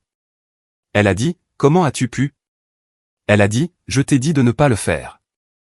La voix de Tante Tanson est restée calme, mais son visage était fermé. Elle a dit, je n'ai rien dit à personne parce que j'essayais de te respecter. Elle a dit, je ne savais pas que tu faisais ça à plusieurs personnes. Elle a dit, je ne savais pas que tu utilisais la même excuse avec nous tous. Un murmure a parcouru la pièce, bas et inquiet. L'une de mes cousines, de l'âge de Kelsey, s'est agitée et a demandé à voix basse si c'était pour ça que Belle lui avait envoyé un SMS l'année dernière. Elle a dit que Belle lui avait demandé si elle pouvait lui emprunter de l'argent et avait promis de le rembourser bientôt. Elle a dit qu'elle ne l'avait pas fait, mais qu'elle se souvenait du message parce qu'il semblait étrange. Un autre cousin s'est raclé la gorge et a admis que Belle lui avait aussi demandé. Il a dit qu'il avait envoyé un peu parce qu'il pensait que c'était temporaire. Il a dit qu'elle lui avait dit de ne rien dire parce qu'elle ne voulait pas avoir l'air d'être en difficulté. Les mots continuaient de sortir par bribes, comme un puzzle qui s'assemble dans l'air. Chaque personne réalisant qu'elle n'était pas la seule. Chaque personne réalisant que le secret ne visait pas à protéger la famille, mais à nous empêcher de comparer nos notes. La main de maman est allée à sa bouche. Elle regardait de visage en visage comme si elle regardait le sol s'effondrer. David a baissé les yeux sur les papiers, parcourant plus vite maintenant, comme si son esprit lui permettait enfin de voir ce que son cœur ne voulait pas accepter. La voix de Belle s'est élevée. Elle a dit, vous vous liguez tous contre moi. Elle a dit, vous ne comprenez pas ce que c'est de tout perdre. Elle a dit, vous vous croyez si parfait. Personne ne lui a répondu tout de suite. Le silence l'a fait pour nous. C'était le genre de silence qui dit, tu as épuisé la patience de la pièce. David a tourné une autre page. Sa main s'est arrêtée. Il s'est figé. Je l'ai vu avant qu'il ne parle. Ses yeux se sont fixés sur une section que j'avais évitée, même dans mon propre esprit, une note sur une conversation dans le garage, un retrait, un prêt, de l'argent qui n'était pas censé être touché. La voix de papa était basse et étrange, comme si ça lui faisait mal de forcer les mots à sortir. Il a posé des questions sur l'argent de la retraite. La tête de maman s'est relevée d'un coup. Elle a regardé papa, confuse. Elle a demandé ce qu'il voulait dire. Elle a dit, quel argent de la retraite? Papa ne l'a pas regardé au début. Il a continué à fixer Belle. Il a demandé à Belle si elle avait pris de l'argent de leur retraite. Le visage de Belle a pâli une seconde. Puis elle s'est vite reprise. Elle a dit que, prix, était un mot fort. Elle a dit que papa avait offert. Elle a dit que c'était juste un prêt. Elle a dit qu'elle allait le rembourser. Les yeux de maman se sont agrandis. Maman s'est approchée de la table si vite que sa chaise a grincé. Elle a demandé à papa si c'était vrai. Elle a demandé s'il avait donné à Belle de l'argent de la retraite. La bouche de papa s'est crispée. Il n'aimait pas admettre qu'on l'avait dupé. David déteste paraître négligent, mais il a hoché la tête. La main de maman est allée à sa poitrine, ses yeux se sont immédiatement remplis de larmes. Pas des larmes dramatiques, mais du genre qui apparaissent quand quelque chose de profondément précieux est menacé. La retraite n'était pas seulement de l'argent pour maman. C'était la sécurité. C'était l'avenir. C'était la promesse qu'après toutes ces années de travail, d'épargne et de budget, il ne serait pas un fardeau. La voix de maman s'est brisée. Elle a demandé à Belle comment elle avait pu faire ça. Elle a demandé comment elle avait pu prendre leur avenir et jouer avec. Belle a tressailli au mot « jouer ». Elle a dit « je n'ai pas joué ». Elle a dit « j'investissais ». Elle a dit « j'essayais d'arranger les choses ». Elle a dit « j'essayais de me remettre sur les rails ». Les yeux de papa se sont plissés. Il a demandé ce qu'elle voulait dire par « investir ». Les lèvres de Belle se sont pincées. Elle m'a regardé comme si elle voulait que je me taise, comme si nous étions toujours dans cet ancien accord, comme si j'étais toujours sa gardienne. Je n'ai pas détourné le regard. J'ai dit qu'elle faisait du trading sur le forex et les crypto-monnaies. J'ai dit qu'elle m'avait dit qu'elle pouvait tout récupérer. J'ai dit qu'elle n'arrêtait pas de dire que c'était le dernier effort. La pièce est devenue si silencieuse que je pouvais entendre le léger crépitement de la cheminée dans l'autre pièce. Le visage de maman s'est tordu de douleur et d'incrédulité. Elle a murmuré à Belle, « S'il te plaît, dis-moi que tu n'as pas fait ça. » Les yeux de Belle ont brillé de colère. Elle a dit, « Vous me faites passer pour une sorte d'accro. » Elle a dit, « Vous agissez tous comme si j'étais le diable. » Elle a dit, « J'étais désespérée. » La voix de papa s'est durcie. Il a demandé combien elle avait perdu. Belle n'a pas répondu. Papa a demandé de nouveau, plus fort cette fois. Il a exigé un chiffre. La bouche de Belle s'est ouverte, s'est fermée. Sa gorge s'est contractée en avalant.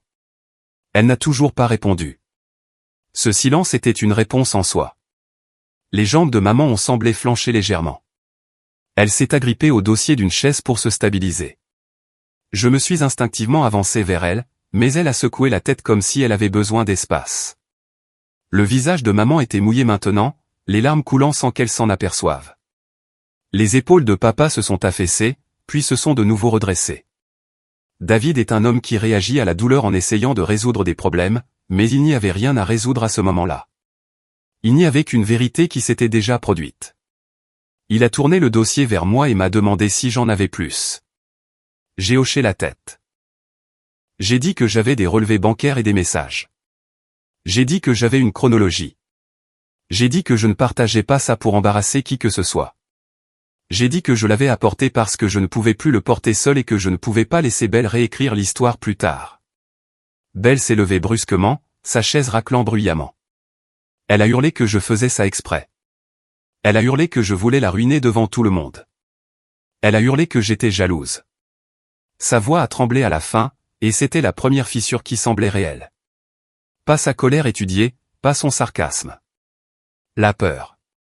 Tante Tanson a de nouveau parlé, calme et ferme. Elle a dit, ce n'est pas de la jalousie. Elle a dit, ça a des conséquences. Belle l'a pointé du doigt, secoué. Elle a dit, tu n'as pas le droit de parler. Elle a dit, tu ne sais pas ce que c'est d'être sous pression. Mon oncle a finalement parlé, sa voix basse et déçue. Il a dit, Belle, tu m'as aussi demandé de l'argent. Il a dit, tu as promis que c'était juste pour couvrir des factures. Il a dit, tu as promis de me rembourser. Les yeux de Belle ont balayé la table comme un animal piégé. Papa a levé la main, non pas pour nous faire taire, mais pour empêcher Belle de tourner en rond. Il lui a dit de s'asseoir. Il lui a dit qu'il n'avait pas fini. Belle a hésité, puis s'est assise, mais sa posture était rigide, ses mains se serraient et se desserraient sur ses genoux. Papa a de nouveau regardé les papiers, puis moi. Sa voix s'est légèrement adoucie, non pas en signe d'approbation, mais de regret. Il m'a demandé, pourquoi ne me l'as-tu pas dit plus tôt? Cette question m'a piqué d'une manière différente maintenant, parce que je voyais qu'il le pensait. Il ne m'accusait pas. Il s'accusait lui-même. Il imaginait tous les moments où il avait loué Belle, toutes les fois où il avait pris sa confiance comme preuve qu'elle allait bien. J'ai répondu honnêtement. J'ai dit, parce qu'elle m'a dit de ne pas le faire. J'ai dit, parce que je pensais que je vous protégeais. J'ai dit, parce que j'avais honte, aussi. J'ai dit, je ne voulais pas être la raison pour laquelle la famille s'effondrait. Maman a laissé échapper un petit sanglot, et une seconde j'ai cru qu'elle pourrait s'effondrer. Puis elle s'est redressée, et son visage a changé. Ses yeux se sont concentrés sur Belle avec une fermeté que je n'avais pas vue chez elle depuis des années. Maman a posé à Belle une simple question. Elle a demandé pourquoi elle m'avait traité d'inutile alors qu'elle vivait à mes crochets. La bouche de Belle s'est crispée. Elle a dit, je ne le pensais pas comme ça. Elle a dit, c'était une blague. Maman a secoué la tête lentement. Elle a dit, ce n'est pas une blague. Elle a dit, c'est de la cruauté. Belle a alors regardé papa, cherchant du secours, un adoucissement, le retour à l'ancien scénario où papa essaie de calmer les choses et de passer à autre chose. Papa ne l'a pas secouru. Papa avait l'air épuisé, plus vieux qu'il ne l'avait semblé au début du dîner. Papa a dit qu'il avait besoin de comprendre toute l'étendue de la situation. Il a demandé à Belle s'il y avait autre chose, plus de prêts, plus de gens, plus de comptes. Les yeux de Belle sont tombés sur la table. Pour la première fois, elle n'a pas riposté. Elle n'a pas lancé une autre insulte. Elle n'a pas joué la comédie. Elle a simplement fixé le grain du bois comme s'il pouvait lui donner une réponse. C'est là que j'ai réalisé autre chose. Belle n'avait plus le contrôle. Ni de la pièce, ni de l'histoire, ni de la façon dont les gens la voyaient. Le silence qui suivit fut lourd et final. Pas dramatique, pas cinématographique, juste réel. Le genre de silence où tout le monde pense la même chose, mais personne ne veut être celui qui le dit. Les épaules de Belle se sont légèrement affaissées, comme si le poids de faire semblant était finalement trop lourd à porter. La main de papa est restée sur le dossier. Les larmes de maman continuaient de couler, silencieuses et régulières. Les bras de tante Tanson étaient croisés sur sa poitrine. Mes cousins fixaient leurs assiettes. Personne ne mangeait. Personne ne se servait de la sauce. Tout le dîner de Noël est resté intact, comme une scène qui avait perdu son but. Et dans cette immobilité, Belle n'était plus la personne au pull parfait et au rire assuré. Elle n'était qu'une femme qui n'avait plus personne derrière qui se cachait. Tous les yeux dans la pièce se sont de nouveau tournés vers moi, non pas parce que j'étais la méchante, mais parce que j'étais celle qui avait finalement dit la chose que personne ne voulait entendre. Je suis resté là, les mains le long du corps, ressentant le calme étrange qui vient quand la vérité est déjà sortie et qu'il n'y a plus rien à protéger. Papa a inspiré lentement, puis m'a regardé de nouveau, sa voix à peine plus haute qu'un murmure. Il m'a demandé combien j'avais payé. J'ai ouvert la bouche, et la pièce a attendu. J'ai dit le total à papa. Je l'ai dit lentement, car il méritait d'être entendu clairement. J'ai dit que ça avait augmenté avec le temps, mois après mois, jusqu'à devenir un nombre qui ne correspondait plus à l'idée des « aides ». Ça correspondait à autre chose, quelque chose de plus proche de la survie. Papa a fermé les yeux, pas fermement, pas de colère, mais comme quelqu'un qui appuie sur pause parce que l'image devant lui est trop difficile à assimiler d'un coup. Quand il les a rouverts, il semblait différent, plus terne, usé. Maman n'a pas redemandé le chiffre. Elle n'en avait pas besoin. Elle l'additionnait déjà à sa manière. Elle voyait tous les petits sacrifices qu'elle et papa avaient faits au fil des ans, les voyages qu'ils avaient reportés, les extras qu'ils avaient sautés, la planification minutieuse qui semblait maintenant violée. Belle est restée très immobile. Elle n'interrompait plus. Elle ne riait pas, ne se moquait pas, n'essayait pas de détourner l'attention. Son silence n'était pas calme. Il était vide. Papa a repoussé le dossier vers moi et a dit qu'il avait besoin d'une minute. Il s'est éloigné de la table et est allé dans le salon. Maman l'a suivi sans un mot. Leurs pas semblaient lourds sur le parquet. Personne n'a parlé pendant leur absence. Pas un murmure, pas un soupir. C'était comme si la pièce elle-même comprenait que ce qui allait suivre ne serait pas réversible. Quand papa est revenu, il ne s'est pas assis. Il est resté debout en bout de table, une main posée sur la chaise comme s'il en avait besoin pour rester droit. Il a regardé Belle et a dit qu'il était déçu. Pas en colère, pas en criant. Déçu. Il l'a dit de la manière dont le font les parents quand quelque chose se brise qui ne peut être réparé avec du temps ou des excuses. Il a dit qu'il ne pouvait plus l'aider. Il a dit qu'il ne lui prêterait pas d'argent, ne couvrirait pas ses factures, ni ne la protégerait des conséquences. Il a dit qu'il avait besoin de distance. Il a dit qu'il ne voulait pas la voir pendant un certain temps. Maman a hoché la tête à côté de lui. La voix de maman était calme mais ferme. Elle a dit qu'elle aimait sa fille, mais qu'elle ne pouvait plus faire partie de ça. Elle a dit qu'elle en avait assez qu'on lui mente. Elle a dit qu'elle avait besoin d'espace pour digérer ce qui s'était passé. Elle a dit qu'elle n'avait pas confiance en Belle en ce moment. Belle a finalement réagi. Elle s'est levée brusquement, faisant basculer sa chaise. Elle a dit, vous ne pouvez pas simplement me couper les ponts. Elle a dit, vous êtes mes parents. Elle a dit, vous êtes censés m'aider.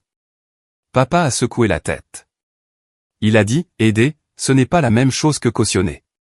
Il a dit qu'il aurait aimé la prendre plus tôt. Maman s'est essuyé le visage et a dit qu'elle espérait que Belle obtiendrait une aide réelle. Elle a dit qu'elle espérait qu'elle parlerait à quelqu'un. Elle a dit qu'elle ne pouvait plus assister à ça. Belle a regardé autour de la table, cherchant un allié. Tante Tanson n'a pas croisé son regard. Mes cousins ont baissé les yeux sur leurs assiettes. Mon oncle a soupiré et secoué la tête. Personne n'est intervenu. C'est à ce moment-là que Belle a réalisé qu'il n'y aurait pas de sauvetage. Elle a attrapé son manteau et s'est précipitée vers la porte. Elle a dit que nous le regretterions tous. Elle a dit que nous verrions à quel point nous étions cruels quand elle disparaîtrait. Elle a claqué la porte assez fort pour faire trembler les fenêtres. Les lumières de l'arbre clignotaient silencieusement dans le coin. La musique de Noël continuait de jouer dans l'autre pièce, joyeuse et absurde. Personne ne l'a poursuivi. Cette nuit-là s'est terminée sans dessert, sans cadeau, sans conclusion. Les gens se sont étreints maladroitement et sont partis tôt. La maison semblait vide quand il ne restait plus que maman, papa et moi. Papa est resté assis à table longtemps après que tout le monde soit parti, fixant le grain du bois comme s'il essayait de le mémoriser. Maman a nettoyé des plats qui avaient à peine été utilisés, ses mouvements lents et méthodiques. Je suis resté jusqu'à ce que tout soit fini. Je ne savais pas quoi faire d'autre. Les jours qui ont suivi ont été silencieux d'une manière inhabituelle. Belle n'a pas appelé. Ni moi, ni maman, ni papa. Le chat de groupe familial est devenu silencieux. J'ai appris plus tard qu'elle avait essayé. Elle avait d'abord contacté un cousin, puis un oncle. Les réponses étaient polies, mais fermes. Personne n'a envoyé d'argent.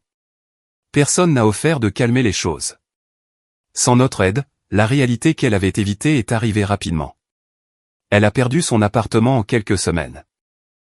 Pas de façon dramatique, pas avec un avis d'expulsion scotché à la porte, mais avec une décision tranquille qu'elle ne pouvait plus reporter. Elle a emménagé dans une petite chambre dans une maison partagée de l'autre côté de la ville, le genre d'endroit que l'on loue quand les options sont limitées et que l'intimité est un luxe. Elle n'a toujours pas arrêté de trader. Je le sais parce qu'elle m'a envoyé un SMS une fois, tard dans la nuit, quelques semaines après Noël. Elle n'a pas demandé d'argent. Elle a envoyé un message sur le point où elle était proche de redresser la situation. Elle a dit qu'elle avait juste besoin d'un bon coup. Elle a dit que le marché était sur le point de changer. Je n'ai pas répondu. Sans notre argent pour amortir le choc, les pertes ont été plus dures. Elle a brûlé le peu qui lui restait. Elle a pris un travail de serveuse dans un restaurant près de l'autoroute. De longues heures, des pourboires imprévisibles, pas d'avantages sociaux. Le genre de travail dont elle se serait autrefois moquée, le genre de travail pour lequel elle se serait moquée des gens qui s'y installaient. Je n'ai pas ressenti de satisfaction en apprenant cela. J'ai ressenti de la tristesse. Pas le genre de tristesse douce, mais le genre lourd qui s'installe dans votre poitrine et ne bouge pas. Maman et papa ne sont pas allés la chercher. Ils n'ont pas appelé pour prendre de ses nouvelles. Ils n'ont pas envoyé d'argent discrètement en coulisses. Papa a dit qu'il avait besoin de protéger ce qui restait de sa paix. Maman a dit qu'elle avait besoin de faire le deuil de la fille qu'elle pensait avoir. Cette distance a été la conséquence la plus difficile de toutes. Je n'ai pas demandé à Belle de me rembourser. Non pas parce que je ne le méritais pas, mais parce que je ne voulais plus que ma vie soit liée à la sienne. Je ne voulais pas que mon avenir soit ancré à son rétablissement ou à son échec. Je lui ai envoyé un message, juste un. Je lui ai dit que je n'envoyais plus d'argent. Je lui ai dit que j'espérais qu'elle obtiendrait de l'aide. Je lui ai dit que je l'aimais, mais que j'en avais fini de la sauver. Elle a répondu d'abord par la colère, puis par le silence. Ce silence s'est étiré en semaines, puis en mois. Au début, il me semblait étrange de ne plus être nécessaire. Mon téléphone semblait plus léger dans ma main. Mes journées semblaient plus longues. J'ai remarqué combien d'espace avait été occupé par l'attente, attendre le prochain appel, la prochaine crise, le prochain chantage affectif. Sans ce bruit, je pouvais de nouveau entendre mes propres pensées.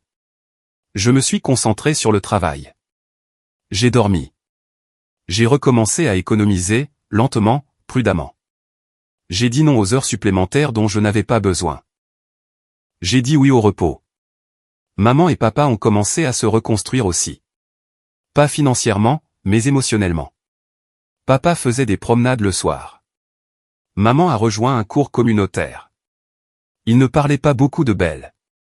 Quand il le faisait, c'était bref et prudent. L'absence persistait, mais elle ne régnait plus sur la maison. La vie de Belle s'est rétrécie pour correspondre à la réalité qu'elle avait évitée. Moins d'options, moins de gens prêts à l'écouter, moins d'endroits où se cacher. Elle essayait toujours de jouer la force en ligne, une photo souriante par-ci, un vague post sur la résilience par-là. Mais les commentaires se sont faits plus rares. L'attention s'est estompée. Il n'y a pas eu de chute dramatique, pas d'excuses publiques, pas de grandes leçons données, juste des conséquences. Le genre qui ne crie pas, le genre qui s'installe et reste. J'ai appris quelque chose pendant cette période que nulle dispute n'aurait pu m'enseigner. Le karma n'a pas besoin de vengeance. Il n'a pas besoin de spectacle. Parfois, il a juste besoin que les gens arrêtent d'interférer. En prenant du recul, j'ai laissé Belle se rencontrer elle-même sans tampon, sans mon argent pour adoucir l'impact, sans mon silence pour protéger son image. Le silence qui a suivi est devenu la réponse la plus bruyante de toutes. Et dans ce silence, j'ai enfin eu de l'espace pour respirer. Je n'ai pas réparé ma sœur. Je ne l'ai pas sauvée. Mais je me suis sauvé moi-même. Et pour la première fois depuis des années, c'était suffisant. Le mot « inutile » m'est resté longtemps après que la maison soit de nouveau devenue silencieuse. Il résonnait dans de petits moments, quand j'étais seul, quand je pliais du linge ou que je rentrais du travail, quand il n'y avait personne autour pour qui jouer la force. Je n'arrêtais pas de le retourner dans mon esprit, non pas avec colère, mais avec curiosité. Que voulait-elle vraiment dire quand elle l'a dit? J'ai réalisé quelque chose lentement, de la manière dont la vérité arrive habituellement. Inutile n'a jamais concerné ce que je faisais ou ne contribuais pas. C'était une étiquette, un outil, un moyen de me garder assez petite pour rester, assez serviable pour continuer à donner, assez silencieuse pour ne jamais remettre en question le rôle qui m'avait été assigné. Tant que je croyais que j'étais inutile, je continuerais à essayer de prouver le contraire, avec de l'argent, avec le silence, avec une loyauté qui me coûtait plus qu'elle n'aurait dû. Une fois que j'ai cessé d'y croire, toute la structure s'est effondrée. La vie après ce Noël n'est pas devenue parfaite. Elle est devenue plus simple, et la simplicité s'est avérée être un cadeau. Mes finances se sont stabilisées d'une manière que j'avais presque oublié possible. Sans la sortie constante d'argent, mon compte courant a cessé de ressembler à une crise en attente. J'ai remboursé ce que je devais. J'ai reconstitué mes économies lentement, sans drame. Voir ce solde augmenter à nouveau m'a semblé ancrant, comme si je récupérais une partie de moi-même qui avait été prêtée trop longtemps. Au travail, ma concentration est revenue complètement. J'ai cessé de remettre en question chaque pause dans ma concentration. J'ai mieux dormi. J'ai ri plus facilement. Ma responsable a remarqué la différence et m'a dit que j'avais l'air plus légère. Je n'ai pas expliqué pourquoi. J'ai juste souri. Maman et papa ont changé aussi. Ils ne sont pas devenus des gens froids. Ils sont devenus des gens plus clairs. Ils ont arrêté de trouver des excuses pour des comportements qui leur faisaient du mal. Ils ont arrêté de minimiser les problèmes juste pour garder la paix. Ce n'était pas facile pour eux, surtout pour maman, qui avait passé la majeure partie de sa vie à croire que l'amour signifiait le sacrifice, peu importe le coût. Un soir, des mois plus tard, maman m'a dit quelque chose à voix basse pendant que nous faisions la vaisselle ensemble. Elle a dit qu'elle aurait aimé apprendre plutôt que protéger son enfant ne signifie pas protéger ses mensonges. Elle a dit qu'elle était désolée de ne pas avoir vu ce qui se passait plus tôt. Je lui ai dit qu'elle avait fait de son mieux avec ce qu'elle savait. C'était vrai. Papa n'en a pas beaucoup parlé. Il le fait rarement. Mais un après-midi, alors que nous étions assis sur le porche à regarder le soleil se coucher derrière les arbres, il m'a dit qu'il était fier de moi.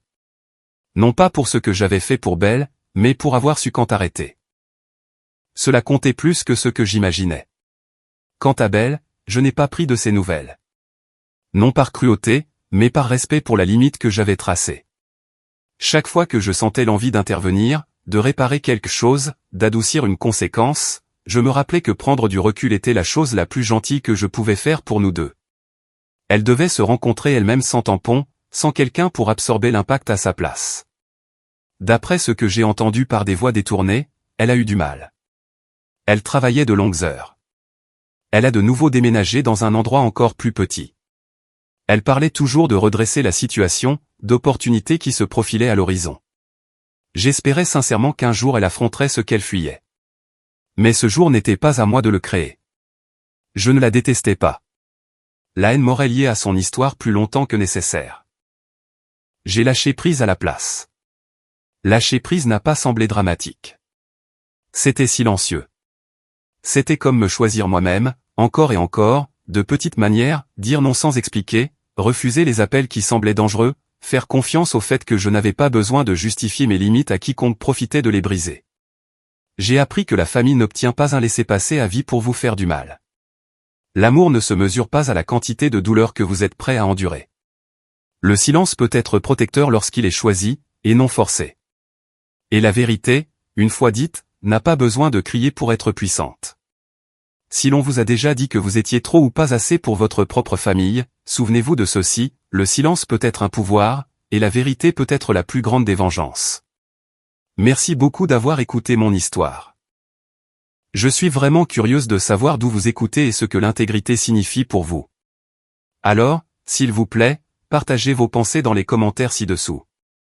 Si cette histoire a résonné en vous, je vous serai reconnaissante de l'aimer et de vous abonner afin que d'autres histoires comme celle-ci puissent trouver les personnes qui en ont besoin. Et où que vous soyez ce soir, j'espère que vous vous choisirez vous-même, avec douceur et sans excuse.